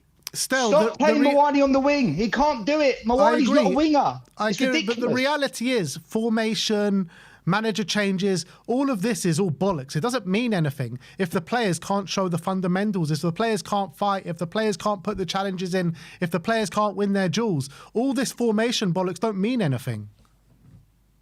You're absolutely right. You're absolutely right, which is why I said if Spurs... So I came on after we lost to Nottingham Forest, and my comments were, if West Ham beat Wolves on the Friday and we drop into the bottom three, I don't think we'll beat Sunderland because we won't handle the pressure. And if we fall into the bottom three, we're going to stay there. So in that respect, you've got a good point. Because I did say, if we drop into the bottom three, we're not beating Sunderland. And you look around us. I mean, Ben, you look around us, man. West Ham battering Wolves the way they did. West Ham coming back from 2-0 down against Leeds to take it to penalties in the FA Cup. Leeds against the adversity of being 2-0 up, then back to 2-2, but still managing to have the mentality to win the penalty shootout. Nottingham Forest coming back from 1-0 down today to get another point. Crystal Palace 1-0 down to come back and win 2-1. Palace, Leeds, West Ham, Nottingham Forest, they've all got fight. They're all showing fight and hunger. I don't see it from Tottenham. No. We're shot to pieces, man. There's nothing there. And I go back to the ENIC because chopping and changing managers, chopping and changing projects, chopping and changing systems, philosophies, crap transfer windows, and to not bring in attacking reinforcements in January. You've seen what West Ham did. West Ham, they went and bought some attacking players. It's galvanised them. It's completely changed their fortunes. They backed Nuno. We did nothing. Conor Gallagher's an absolute waste of money. There you go. Conor Gallagher's a waste of money. Absolute waste of money. And how much is he on? 200 grand a week. I think the actual figure's about 160, but yeah. Even that's too high. What does he do? So this is why I said, can we not do these bus parades? Can we not do these street pies? Can we protest, please? Can we just freaking all turn against ENIC once and for all and stop this merry-go-round of, oh, but this is going to change. Oh, but this is going to happen. Oh, but our fortunes will change. Oh, but this manager's going to do this. Oh, but this player's back. Can we just stop all this madness and just once and for all turn against this wretched board? Because part of me feels sorry for De Zerbi because it's not his fault, right? I don't blame De Zerbi for the situation we are in. But Ben, that starting lineup today, as much as the team is struggling, as much as we're shot, at least start your best players. How can you not start Paulinho? I think if we start Paulinho today, it finishes 0-0. I think we get a point. I think we get a point. I really do. I really mean that, Ben. I was saying before the game, right, that we need to play our best players in their best positions, right? No square pegs in round holes, no Richarlison out wide, no Mawani out wide. Let's just get our best players in the best position, and that probably means don't play with wingers at all. Go for a 3-5-2. Play with two strikers, playing three in midfield. Go for a wing-back system and play three at the back. That's the only formation, I think, where we can get our best players in their best positions. I totally agree. But like I said to you, Ben, for some reason, managers come to this club and this disease takes over them and they start doing things that you question. You know, I questioned Tudor on day one saying there was so much wrong with what Tudor did on day one. I questioned Frank in his first competitive game in the Super Cup final. I said, Frank cost us that game. His substitutions were a joke and I got laughed at. I'm saying it today, Ben. De Zerbi's team selection was ridiculous. And I like De Zerbi. I really want him to work at Tottenham. He's my kind of manager. But again, they come to Tottenham and this illness possesses them. They start doing weird stuff. They start making decisions that don't make sense. And then we lose the game. And you think, well, are we going to blame the manager or are we just going to blame the players? But it keeps happening. Every manager that comes here starts doing really strange things.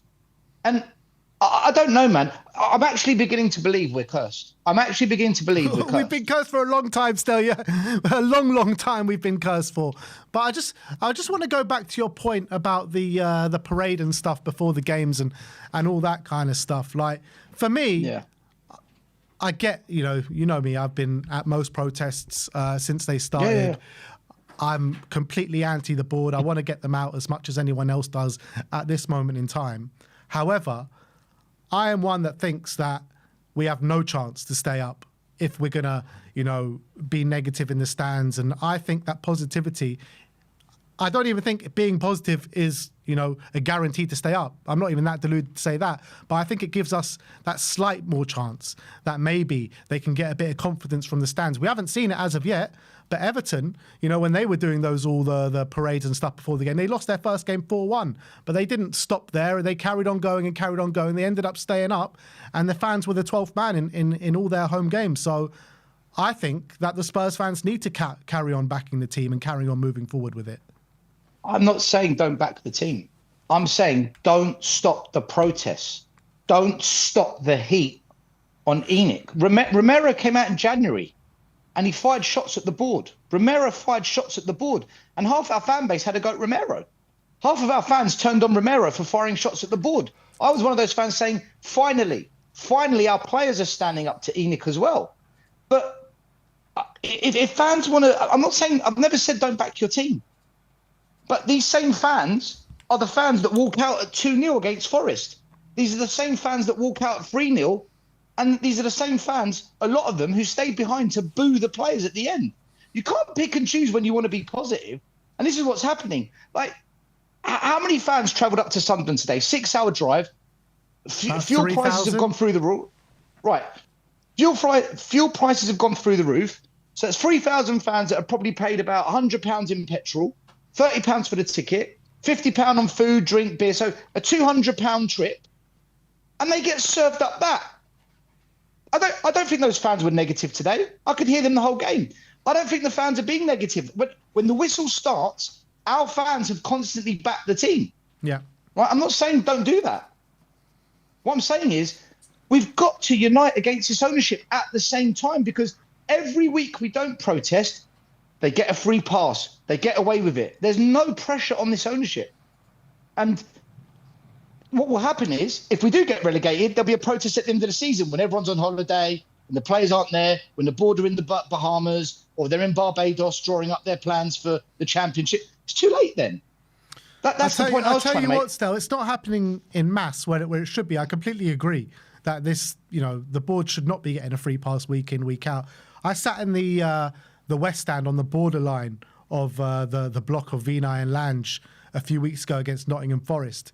And I tell you what, they were getting it. They were getting it from the corporate lot in the West Stand. Good. The corporate lot in the West Stand are giving it more than the rest of the fan base at this moment in time. How crazy is that?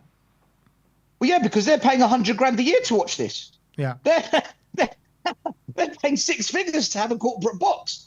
Imagine paying £100,000 a year to... How many games have we won at home this season in the league? Is it 2, 3? 2. So that works out to £50,000 a win. Yeah. I mean...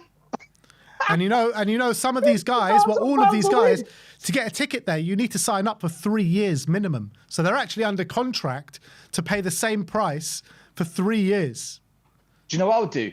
I'd contact Daniel Levy, ask him how much money it was, and do a GoFundMe, and I'd join him suing the owners.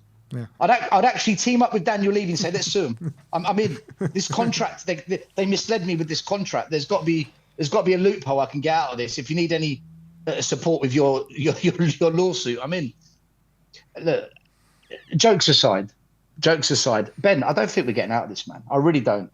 I said it before. If we get into this bottom 3, we're not going to get out of it. We haven't got the mentality. We haven't got the good fortune. We haven't got the resolve. I'm looking at the teams around us. When I watch them play, I don't think they're particularly good. But my God, I see the hunger to stay up. I really see that belief that they can do it. Yeah. And I watch us. I don't see anything. I see little moments of attack, little wins, little puffs of friendly fire in our bellies. But that's it. We don't look like a team that wants to stay up. And it's been like this for a long, long time. Yet again, another manager, no new manager bounce. Yet again, no new manager bounce. That just tells you we're dead. We're absolutely, the stats don't lie. We're the worst team in Europe, I think, other than Sheffield Wednesday. We are the worst team in Europe if we go by the stats. Yeah. We are a championship team. And by the way, I just wanted to correct something that the previous guest, is it Nate, his name? Nate, yeah. I never said I want Spurs to get relegated so that ENIC would sell. That's not my thinking. My thinking is, if the fans aren't going to stand up to ENIC, if the fans in huge numbers aren't going to do the kinds of things that they've never done before and really put up the fight against this board, then only relegation will force change. Only relegation will force the hand of ENIC, because the financial pain and distress they will go through, the only way they will come back into the Premier League is if they find a proper footballing plan and they stick with it. They're not going to do that in the Premier League. They're not going to do that with the fans that we have become, which is accepting, complicit, facilitating ENIC. That was my point. If we go down, it forces them to either fix up, or they'll never see Premier League revenue. They'll never see European football revenue again.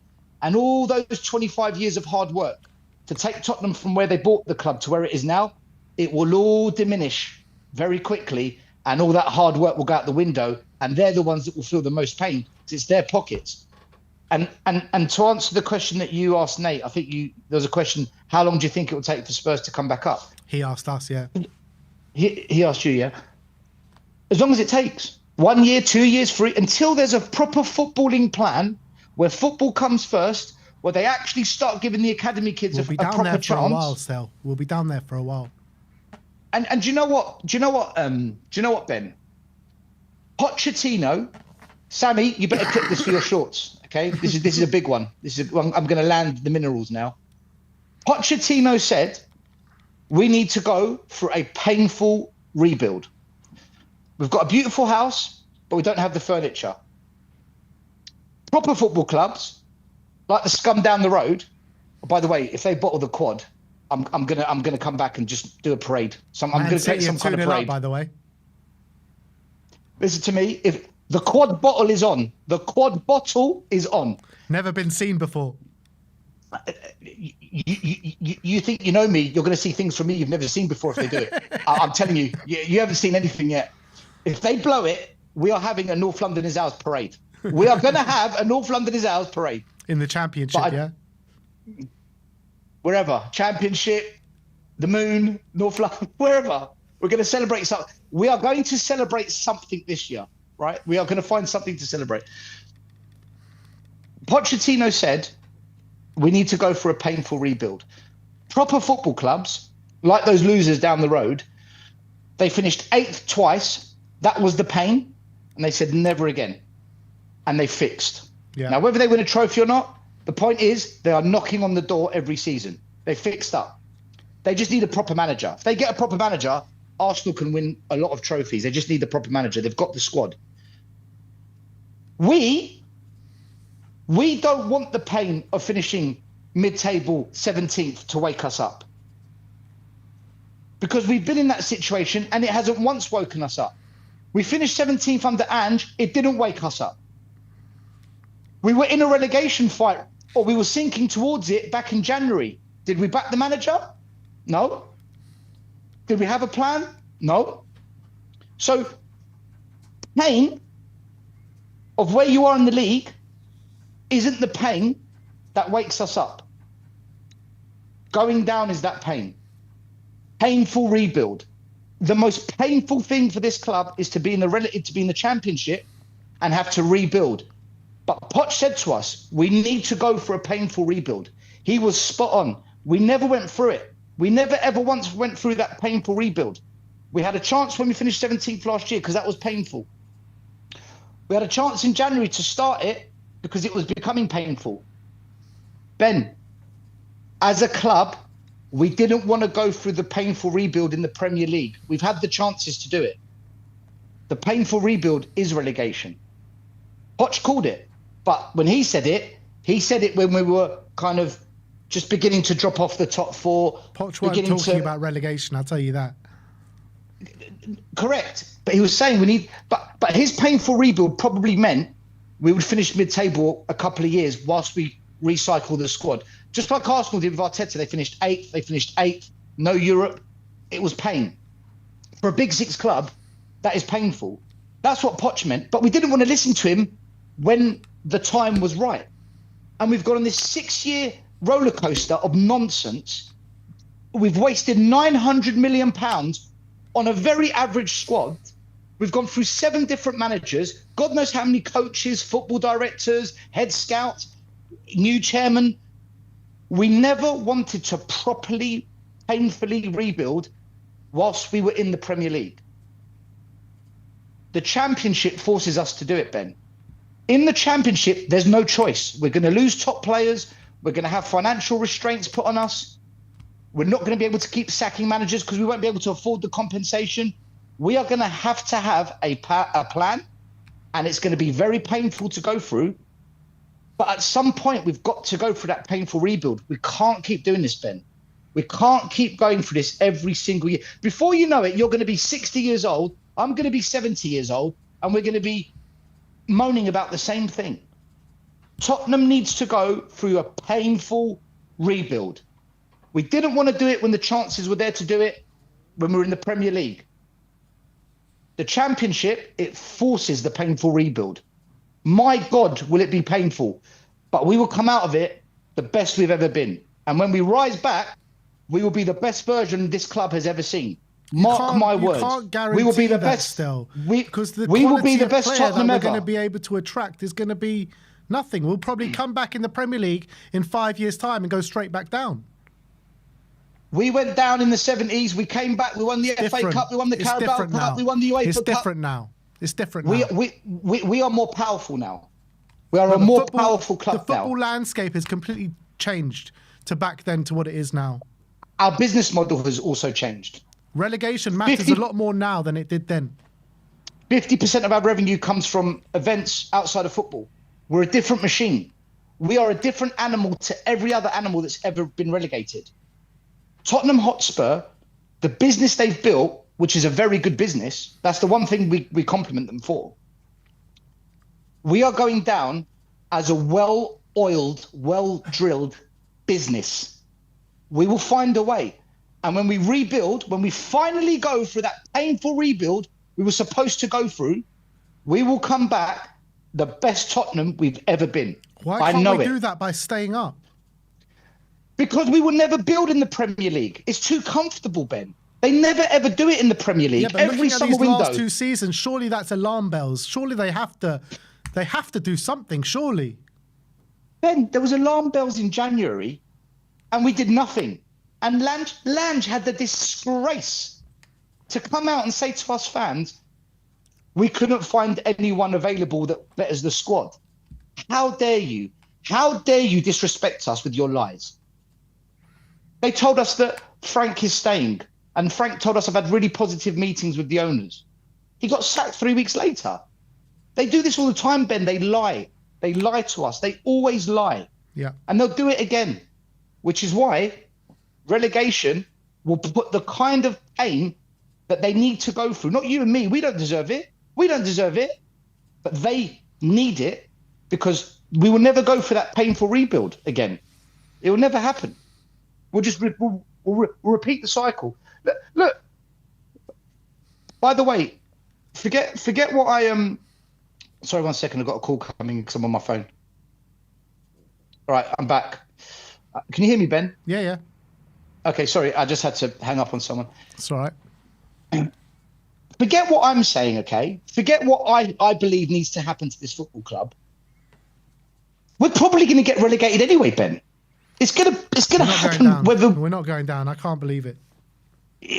Ben, we've been having this conversation for months, and I keep coming on here saying, guys, we're awful. Guys, this manager's making errors. Guys, this can't carry on. Why are we I literally come on every week and I repeat the same thing. Like you could look at the last 10 clips that you have put of me on your channel.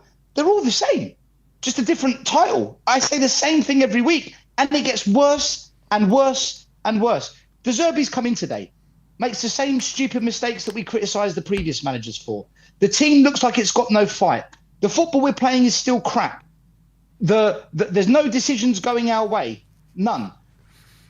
And on top of that, we're statistically racking up.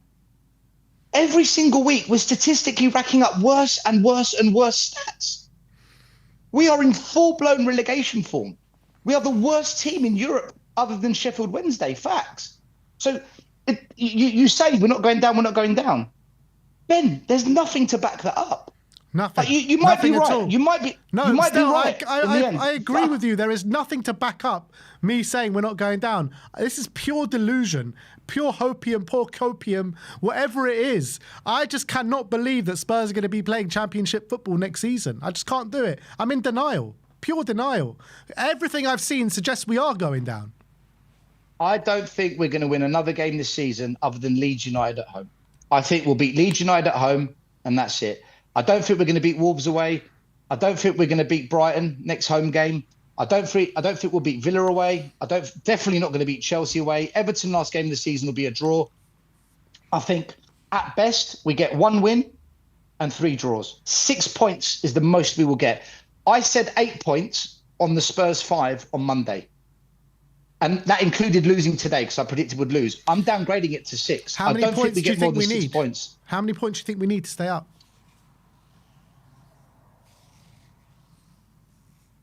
8 or 9. Really, that many? Yeah, we're not getting 8 or 9 points, I'll tell you that. Because everyone around us, Ben... It's getting points, yeah, I know. Yeah, people say, oh, but they only got a draw. But their draw is more than our loss. You know, what was it? Remind me, because you do your shows every day, so you probably know the answer to this.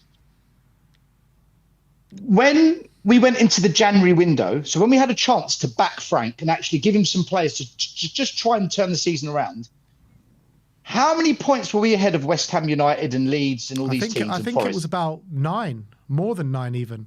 I think it was around that ballpark figure. Right. We're now 2 points behind.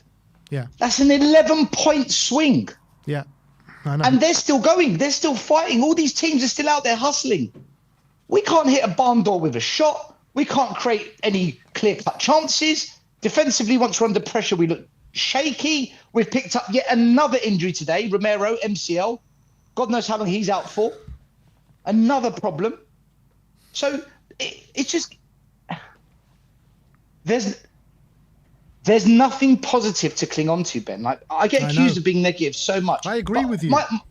But my question to these, not necessarily you, Ben, but to people that constantly like to hit fans like me with the negative stick, my question to you is this.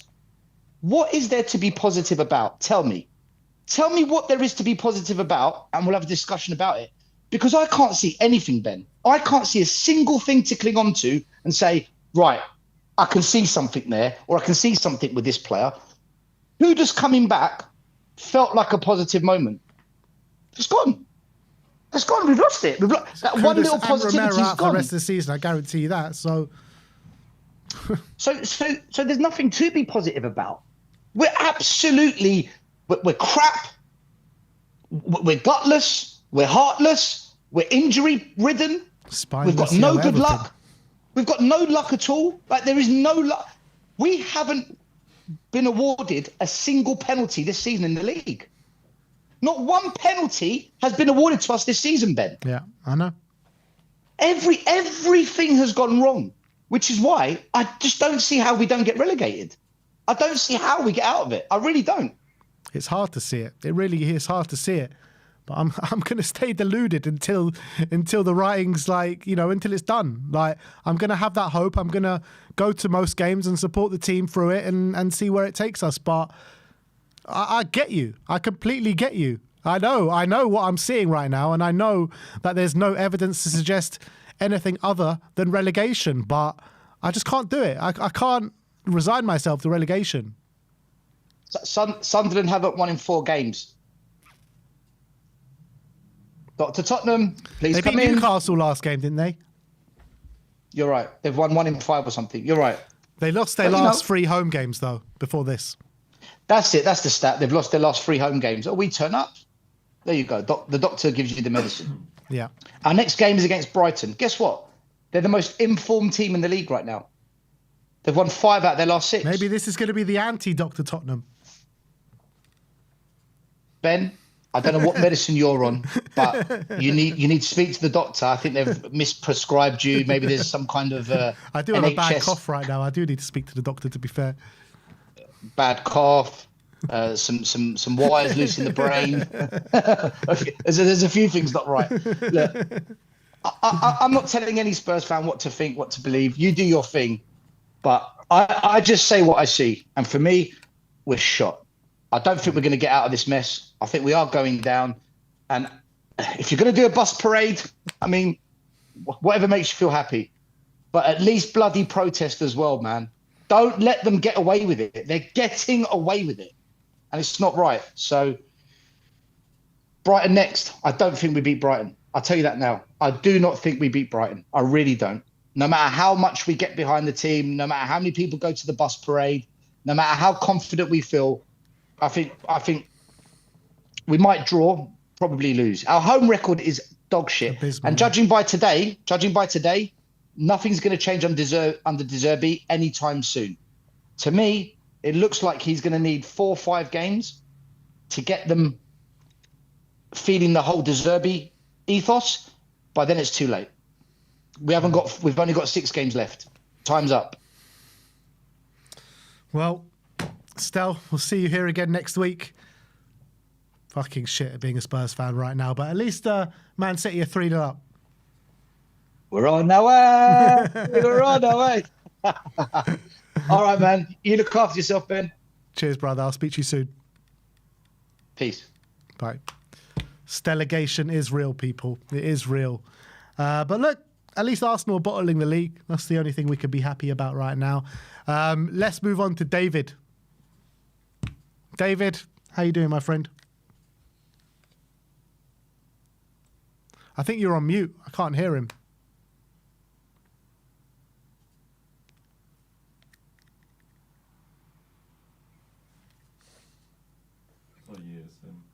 Huh? Oh, I can hear something now. Can you hear me now? Yeah, I can hear you now. How you doing, David? Better than other people, I think. I thought I'd bring a bit of positivity to it. Please. Where's this positivity coming from? They're Skerricks. I guess, well, firstly, this isn't why we lost, but I thought the ref had a shocking game today. I thought every call was bad, so many yellow cards. And can you explain the rule? I didn't understand. He gave a penalty, which, okay, was not a penalty, but that should have been a corner. So why did that suddenly become a drop ball? How does that work? We were saying the same thing on the watch long. Was like, how was that not a corner? I didn't understand that either. How is that not a corner? Like, I mean, if the whistle that he blew was after the ball had gone out, so how is that not a corner? But that's not why we lost. But then the yellow cards didn't help. I guess for me, and also I wanted to talk briefly about Enoch. I want, obviously, same with everybody else, I want Lange and Vinay gone. My worry with Enoch is more to do with incompetence than necessarily trying to do the wrong thing. When we got Thomas Frank and then Igor and it wasn't working, and they said they wouldn't, the board said they wouldn't step in and fix the problem that Vinay and Lange had done. It's like, well, if you're in charge of the company and your people below you are incompetent, you take over and you go, okay, you guys are doing a crap job, we're stepping in here. Now, if you can't step in, that shows you have no idea what you're doing. So to me, I don't think we can get rid of Enoch, but I'm hoping that they're smart enough that during the next transfer window, they get rid of Lange and Vinay, and given that they're incompetent, hopefully they, by luck, put somebody in charge who does know what they're doing and knows about football, and then we might be okay. But, I don't think Enoch's going anywhere, but hopefully they are smart enough to recognise that Vinay and Lange at least are doing a crap job, and they'll replace him with somebody. But David, we'll see what where's this happens. positivity that you spoke of? Well, so I just wanted to get those ones out of the way because I haven't spoken about them before for a while. Yeah, no, it's coming. I actually thought, I don't know if this is good or bad, I thought people cared today. The players wanted to win. Everyone else is saying, oh, look, they weren't trying. I think they were trying, and I think they did care that they were losing, which either says they're really bad players, and if you've got bad players that they're trying, they're never going to win, which is not great. Or, ideally, to me, it's like the entire team has just come off an injury. It takes you 4 or 5 games to get match fit again, and I feel like the entire team, they were kind of firing under Ange to some degree early on, and then towards the end, everyone got injured. We replaced him with Thomas Frank. Now that's completely changing the way we're playing. And so we've convinced these people for, 9 months, 10 months, to play this other way. They've forgotten how to play attacking football. Igor Tudor played a little bit more attacking football. Yeah, yeah. And so now, I think De Zerbi has come in. Now, he's going to play attacking football eventually, but they've forgotten how to play it. So it's going to take a while. And I think, actually, the loss today, not ideal, but he can practice as much as he wants.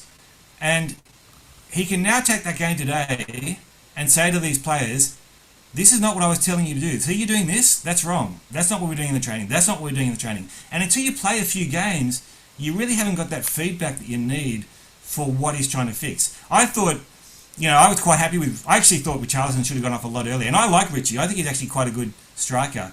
But every ball was just bouncing off him today. Same with Kala Mawani. Every time he got the ball, he went by himself. I don't know where the hell he thought he was going, but every time he got the ball, I thought, we're done. He's going to lose this in about the next 10 yards. He's not going to try and pass it. He's going to go himself to 3 players, and he's going to lose it. And it happened every time. Conor Gallagher, I thought it should have come off. I mean, he should never be on, but he was doing nothing. So, and again, we had Xavi Simons on the bench, and I thought, why, you're having a shocker, Gallagher. Get him off, put Simons on. So I thought the team was not coalescing. And I think the positivity for me is I actually thought they were trying. They just can't play. And I'm hoping that they can be taught to play. For me, I don't think, they go on the pitch and purposely want to lose or anything like that. But, you're talking about these guys showing the fundamentals, and they're just not showing fundamentals for me. They're not playing as a team. They're not winning their duels. They're not winning their 50-50s. And that should just be the bare minimum for a football player, no matter what level you're at. So if you're trying your hardest, surely you're winning those 50-50s. You're winning some of the duels at least. You're working as a team. And I'm just not seeing that. Yeah, I think a couple of things. We got bullied today for sure. Brobby was pushing everybody over. He should have been sent off. Yeah, 100%. And I think, but also we got a lot of yellow cards early on. So once you get the yellow cards, it's much harder to go in for those 50-50 balls. So I think it's a combination of the ref wasn't calling anything on the other team. We got yellow cards, so it made it harder to go in. And we still have to learn, we still have to remember how to play attacking football. I actually thought we played more attacking football than we played for a while. Well, we tried to, and we just failed every time because all the attackers were trying to go by themselves. Every time they got the ball, it was all like, let's just run it. Even Tell was getting closed down by everybody today. Last few games, he'd been able to get around them. Colin Mawani was losing it every time. Richie was losing it every time. Solanke hasn't played well since coming from Bournemouth. He played well for about the first 10 games. First 10 games, I thought, man, this is great. This guy's going to be great. And it's been nothing since. So I think there's some players in there, and I'm hoping that it's just, well, they're not all thoroughbreds, but sometimes thoroughbreds need a rest, and you bring it back, and it takes a few runs before they can kind of do it again. So I'm hoping that within, say, 3 games, De Zerbi can take these things, take these lessons and get these people playing again, and reminding them how to play attacking football, because they had some great games under Ange back in the day as attacking football players. A lot of those players are still here, so I think it's possible. I certainly haven't written this off yet. And I completely disagree with Stellios. I think the problem with Stellios is it requires Enoch to have some competency about how to build a squad and build a manager, and they just don't have that competency. They've proven that. So if we get relegated, they've got no clue how to get out of that situation. So I think it's the worst thing that can possibly happen. I agree with that. I completely agree. I'm so anti-relegation, I can't tell you, but I just can't. I'm so deluded. I just can't fathom that Spurs are going to be in the Championship next year, but I've got nothing to go on to back my argument up to say that we're going to stay up. And, you say it's going to take 3-4 games. It might be too late by then. We need to start performing and getting results now. Yeah, but it might not be too late, I guess is the point. I think there's a squad in there. It's too early for me to tell at this stage. I guess my point is, don't write it off yet. I think it's too early to write it off. It's his first game. We're all panicking, but at the end of the day, it's his first game. And they haven't played attacking football for 10 months. So I don't think we're beating Brighton because Brighton's playing well at the moment. But, use that as a learning experience. And then the game after that, then I can start looking at, okay, are we progressing? And maybe we can get it done in time. We may still be relegated. I do think De Zerbi was our best chance of staying up. Much as I like Ange, I don't think Ange would have been able to keep us up because it doesn't suit. This kind of last minute fix is not Ange's deal. He needs a pre-season and even though he taught a lot of these guys before, he hadn't done them all. So I think De Zerbi was probably our best shot at staying up. We may not do it, but I think it's going to take another couple of games before he can kind of get the team kind of working sufficiently well. But I haven't written it off. I think it's quite possible. I think we might be okay. I bloody hope so, David. I bloody hope so, man. Me too.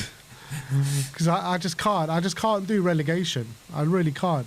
I don't know how this this facilities of this, magnitude of this financial power are going to get relegated. Like, it just doesn't make sense. I do think that it was a really smart move. Unfortunately, I don't want to give him any credit, but I assume Vinay and Lance had something to do with this, probably Vinay. I thought it was a very smart move to keep De Zerbi if we go down to the Championship because it would have been tough to get back up. We would have had a lot of trouble getting a good manager if we'd gone down without something in the contract. So, credit unfortunately to Vinay, but hopefully that's the last good thing he does before he goes out the door. No credit. Well, no, hopefully it's the last good thing he does before he leaves. Let's hope so. But hopefully we're not in that situation. Hopefully we'll stay up, so it won't matter anyway. Yeah, we can all pray. Just pray for something change and some divine intervention will just take over. And some bloody better refs. No more Rob Jones for the rest of the season. Thanks very much. We need a bit of luck to go our way. Bit of luck. Yeah. But we'll see what happens, David. Thank you for coming on today, my friend. Yeah, good to see you, Ben. Always. See you guys. See you, David. Thank you for coming on. Let's go to Ron. Hello, how you doing, Ron, mate? I'm good. How are you? Yeah, I'm not great, to be honest. Not great at all. But trying to go through the motions, trying to stay positive and delude myself that we're not going down. But where are you at with it all? I'm pretty much the same as you. I'm trying to delude myself. I don't want to get the hate from the friends. One of them is an Arsenal fan, so at least I hope I would be able to get back at him. Absolutely. Man City winning 3-0, so at least that plan's going well. That gives me a bit of hope. But I want to say I'm not so hopeful about Tottenham. If we lose the next game, I don't see us staying in the division at all. Because after Brighton, we have Wolves, which we always do terrible at Molineux. Then we have Chelsea, which we never win. Yeah. And Leeds, who has something to fight for. So basically, going to be tough. Don't forget Villa away as well, which... Yeah, actually Villa away we do pretty well, but it's going to be tough as well. But we need at least 9 points. At least 3 wins out of 6. And Chelsea we want to win. And I think Brighton, Everton, and Leeds maybe are the only winnable games we have. And we have to win all of them. Draw will be enough, sadly. Did you see anything from today to suggest that the form can change. Obviously, De Zerbi's first game. Did you see any changes? Yeah, actually, the first 10 minutes, I think, or 20 minutes, I saw the Ange's high line, which I kind of liked. Van de Ven Romero all the way on the half line. But after that, they went back to Frank and Tudor and set so deep most of the game, which really frustrated me. Also, I must say, I don't want to see Randall Colomani play ever again at the right wing. It was so bad. I literally, every time he got the ball, I knew he's going to try and dribble his way and just get blocked and fall off. It was so terrible. And I think the club has blood on their hands for selling Johnson and not bringing even a player on the loan who can play on the wing. Crazy. How can they I do mean, that? On the first day of the window, they sell Brennan Yeah. Johnson. On the second day of the window, Kudus is out for 3 months, which is now going to be 6 months. Yeah, that's And they okay. bring in Also- nobody. It makes no sense. Yeah, also, I think our club is kind of cursed. Someone did voodoo stuff or something like that. We need to call it a Ghostbuster or something to get clean or to get rid of all those things. But the club, like the management did also not cover themselves in glory, I think. I think the lineup from the Zerbi was kind of weird. Not playing Tel, who has been shining pretty much on the left wing, the best player we have right now. Yeah. I can understand the Xavi decision a bit more, but not bringing him on after like 45 or 60 minutes when you see you lack that creativity to unlock them. I think it's madness. I'll give him the doubt because it's only the first game he played with the team, so maybe he wants to check something new. But yeah, Randall Colomwani, every game he plays, except for the Champions League somehow, he seems to do nothing and lose more balls than everything. Also, I was here throughout the entire show, so I heard people throw a bit of mud on our defenders and Bergvall. I actually think Bergvall is a world-class talent and a great player. I think today sometimes you saw the miscommunication a lot of times between him and Randall Colomwani, and so many chances we had, which would one pass. If the pass went correctly, you are with an amazing chance against the goalkeeper. Just I don't know what to say. And Van de Ven is a brilliant defender. The only thing, he is a system player. He has to play the high line because that's his purpose. He cannot stand in his box and try to defend because it's not how he's built. He's built to use his space. So I think Van de Ven is a great player, just not for the system we're playing currently. The thing is with Mickey, I think actually, even in the low block under Thomas Frank first half of the season, I thought he was doing really well. And I was saying, he's improved and he's improved his box defending. But this second half of the season, he's shown he hasn't got the mentality to be in this dogfight of where we're at. And I don't doubt that he's a good defender and I don't doubt that he'll make a good career for himself. But right now, he is showing some horrible traits as a Tottenham Hotspur player and showing his willingness to show that grit and to fight and to be dogged in a relegation battle. I feel like he feels like he's a bit too big for it. I think most of the club or the players act like this. Yeah. Because they think they can go to another place, to a bigger club or a better situation.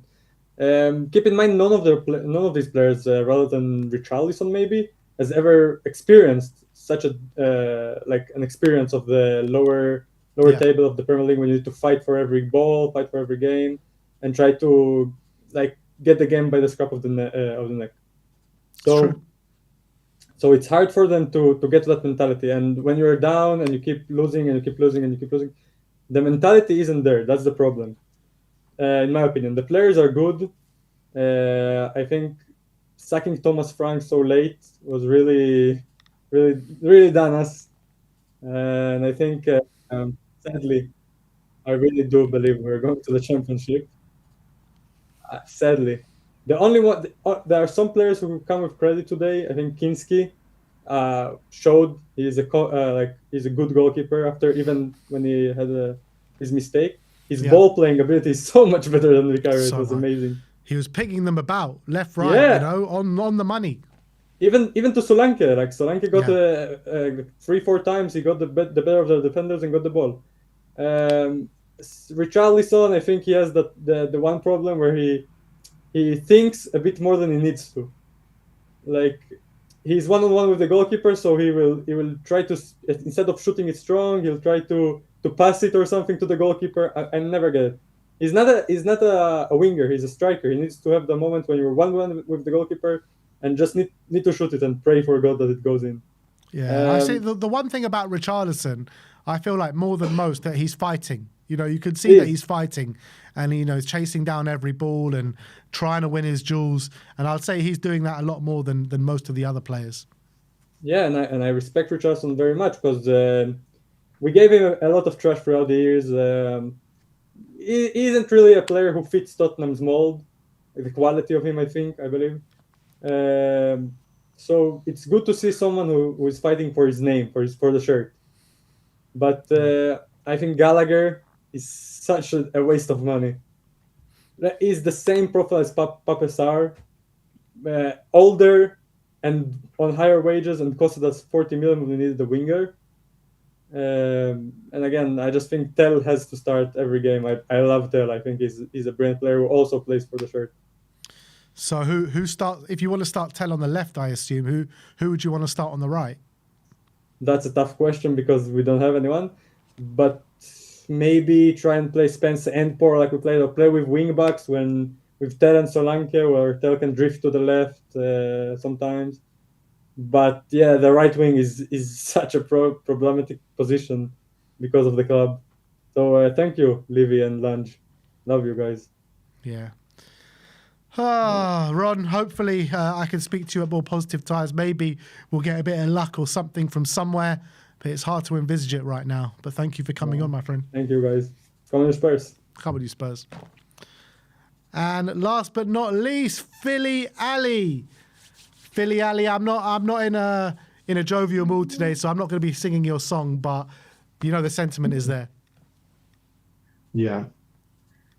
Yeah, no. As hard as it is to hear, it was nice to hear Stellios' singing voice. Yeah. I can't bring myself to sing today, man. It's just too much. All this situation, relegation, stelligation, whatever gation you want. But it looks as though, as much as I'm saying Spurs not going down, it's a purely deluded take at this point because everything does suggest to Spurs going down, doesn't it? Yeah.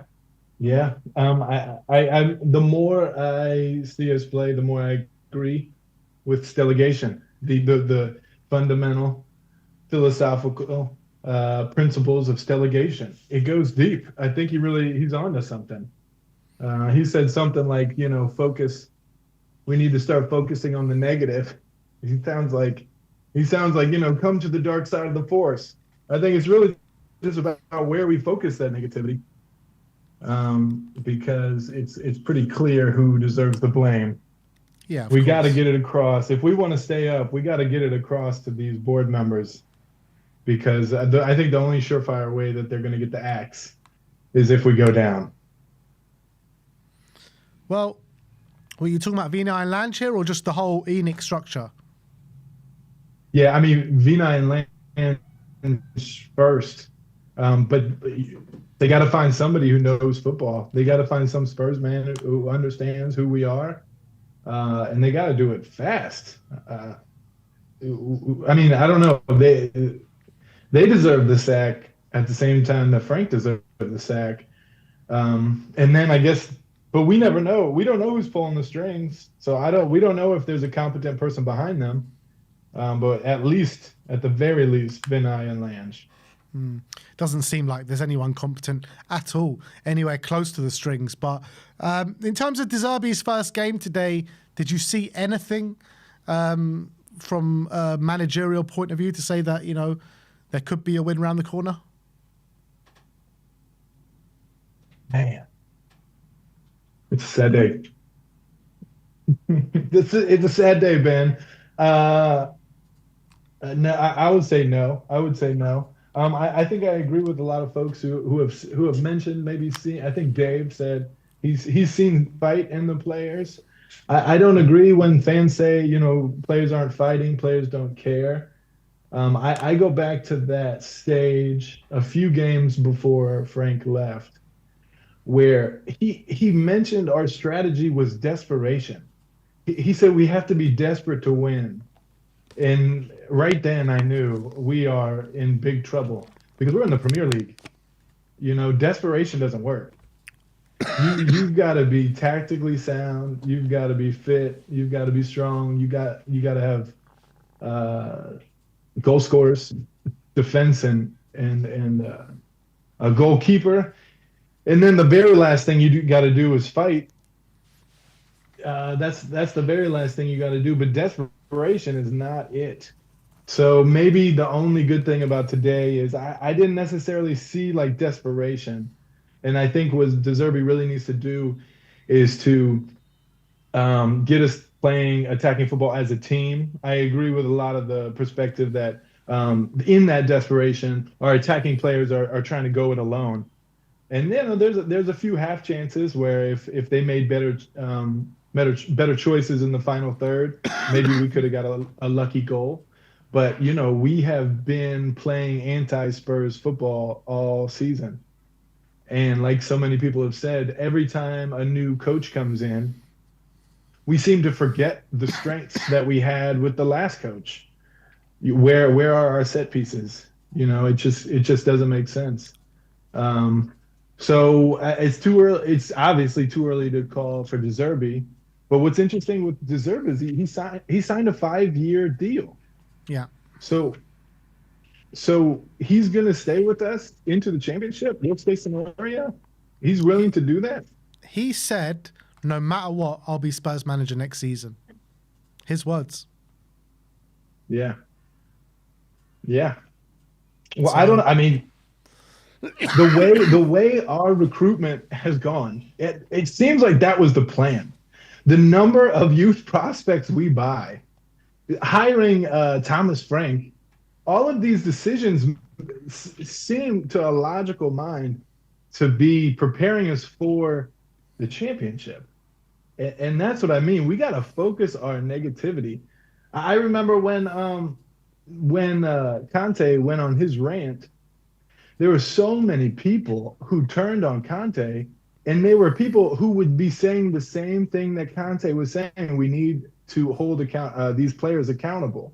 People would be complaining about Eric Dyer every week, and then all of a sudden Conte says the same thing, and we turn on Conte. We can't focus our negativity on the coach. I think these players are fighting. These players are certainly lost. They have no confidence. We don't have a winger. Spurs is playing with no out-and-out winger, fighting for our lives. So this negativity cannot be focused on the players. They're our only hope at this point to stay up. We have to focus this negativity on the board because God almighty, the January window is a damnation. I mean, they damned us to the underworld. How did we not get Ademola Lookman? How did we not get him in? There were so many opportunities to fill a goal-scoring winger that we needed. Yeah, it's just embarrassing. And I think it's at this point that we really, really, as fans, we really, really need to defend the name of our club. Because every week we have to play against 12 men. Like, not only was it the Brabi, at least 3 yellow cards that he earned today. There was a red card slide tackle in the first half. Somebody put his spike on one of our defenders' knees. I mean, it just goes so fast, and they never look at our close plays. I don't even remember who it was. The audacity to take away that penalty, the audacity. Ben, have we gotten 2 penalties this year? How many are we at? We haven't got one. We haven't got one? Not in the Premier League. We've got in the Champions League, but not in the Premier League. The audacity. I understand that first defender got the ball, but the second defender came in and cleaned him out. He got a touch on the ball. Muani touched the ball after the first defender. I know he was going down, but good God. I don't think the it was audacity a penalty. to overturn. I don't think it was a penalty. Well, I'm fighting. Once again, I think we need to stand up and defend our club. Because if that happened at Anfield, it would be front page. They would be talking about it for the rest of the week. Okay? And another thing, all of those haters, like the entire world is Spurs haters. The entire world. All of those haters that made fun of us for wanting to lose to Man City last year. How many Chelsea memes do I have to look at? How happy they are to be losing right now. Just like the entire rest of the Arsenal hating world. We are a normal club. We love our team just as much, if not more, than every other fan base. The hate that we get is just, it's not warranted. I said this before the game. The amount of Chelsea fans I've seen saying they want to lose today. Come on. The amount of Chelsea, the audacity is so true. It's crazy. I have not seen one channel come out or anyone say Chelsea fans are a disgrace. Only when Spurs fans do it. Yep. They're a disgrace. But it's everything. We get blamed for everything. Chelsea and Arsenal's rivalry is nothing anyway. Spurs and Arsenal's rivalry was actually a rivalry. Them lot sing We Hate Tottenham and hold hands throughout the stadium and do transfer deals every summer with each other. They help each other out. It's madness. Every Chelsea-Arsenal game, Chelsea just, roll their pants down and bend over anyway. It's not even a fight. Yep. You know what I mean? It's just like they just like scoring on themselves and stuff every time they play Arsenal. It's crazy. No, I completely agree. The hate that we get, we have to defend ourselves, and that's one thing that I really love Ange for. Like, we are going through the shits, and he would defend us, our club, through hell. And I try to hold on to these morsels of wisdom that we get, because we've had some amazing managers come through here, and each one, sometimes they would hit a note, and I would say that no matter how we're doing, I think I agree with that. And Ange said, no one defends our club. Like, why in the world is Vinay and Lange not coming out against PGMOL? Even if it's not this game, every game the calls are going against us. If this was Everton, if this was Liverpool, if this was Man United, you wouldn't hear the end of it. We have to stand up and try to get this across. Yeah. Because Lord knows the board is not it. The board is not doing it, and the board members are going to come and go. The manager is going to come and go. The players are going to come and go. But when it comes down to it, the supporters, we make the club. And we're going to be sitting here holding championship, 42 games, whatever the hell it is. And I almost am looking forward to De Zerbi ball with Mikey Moore, you know what I mean? And Ashley Phillips. It could be just because it's like, listen, board of directors, if that was if these are the players that you've been bringing in after they said that we want to win everything, then that's where we're headed. We're headed down. It's a tough day, but we got to stand strong and defend our club, because no one has got it like us. We're cursed by our own ownership and the PGMOL and the hatred of the entire world. And listen, if we weren't in the Premier League this year, City would be 1 point behind Arsenal with 2 games in hand. Are you kidding me? They should be begging us to stay up. We take points off City every year. We're a relegation fodder. We got 4 points off City. They should love us. But no, all we hear is hate. We're the worst. How can we boo our players? How can we want to lose to Man City when realistically, only Spurs fans know what it's like. We only do. We got to stay strong, Ben. I'm sorry I don't have anything positive to bring, but we got to find some resolve in this and just stick together best we can. Absolutely spot on. Not much more to add, Phillies. Thank you coming on, man. Stay strong, my brother. Stay strong. Yeah, let's end it, man. It's painful. Yeah, back at you, man. Stay strong. Give your brother the best. Good talking to you as always. Always, my friend. Good to have you on. Come on, you Spurs. Big up to Philly Ali. Big up to all of you guys that came on today. It's been a long, hard slog. 2.5 hours. We'll see you all tomorrow with Sim back in the studio, and delve even deeper to the concoction of shit what is Tottenham Hotspur right now. But at least Man City won 3-0 today, and Arsenal are that one step closer to bottling another trophy. But we need to worry about ourselves. We need to stay in this division, and we'll talk even more about it tomorrow. So see you all later, guys. Like, subscribe, and comment. And as always, come on, you Spurs.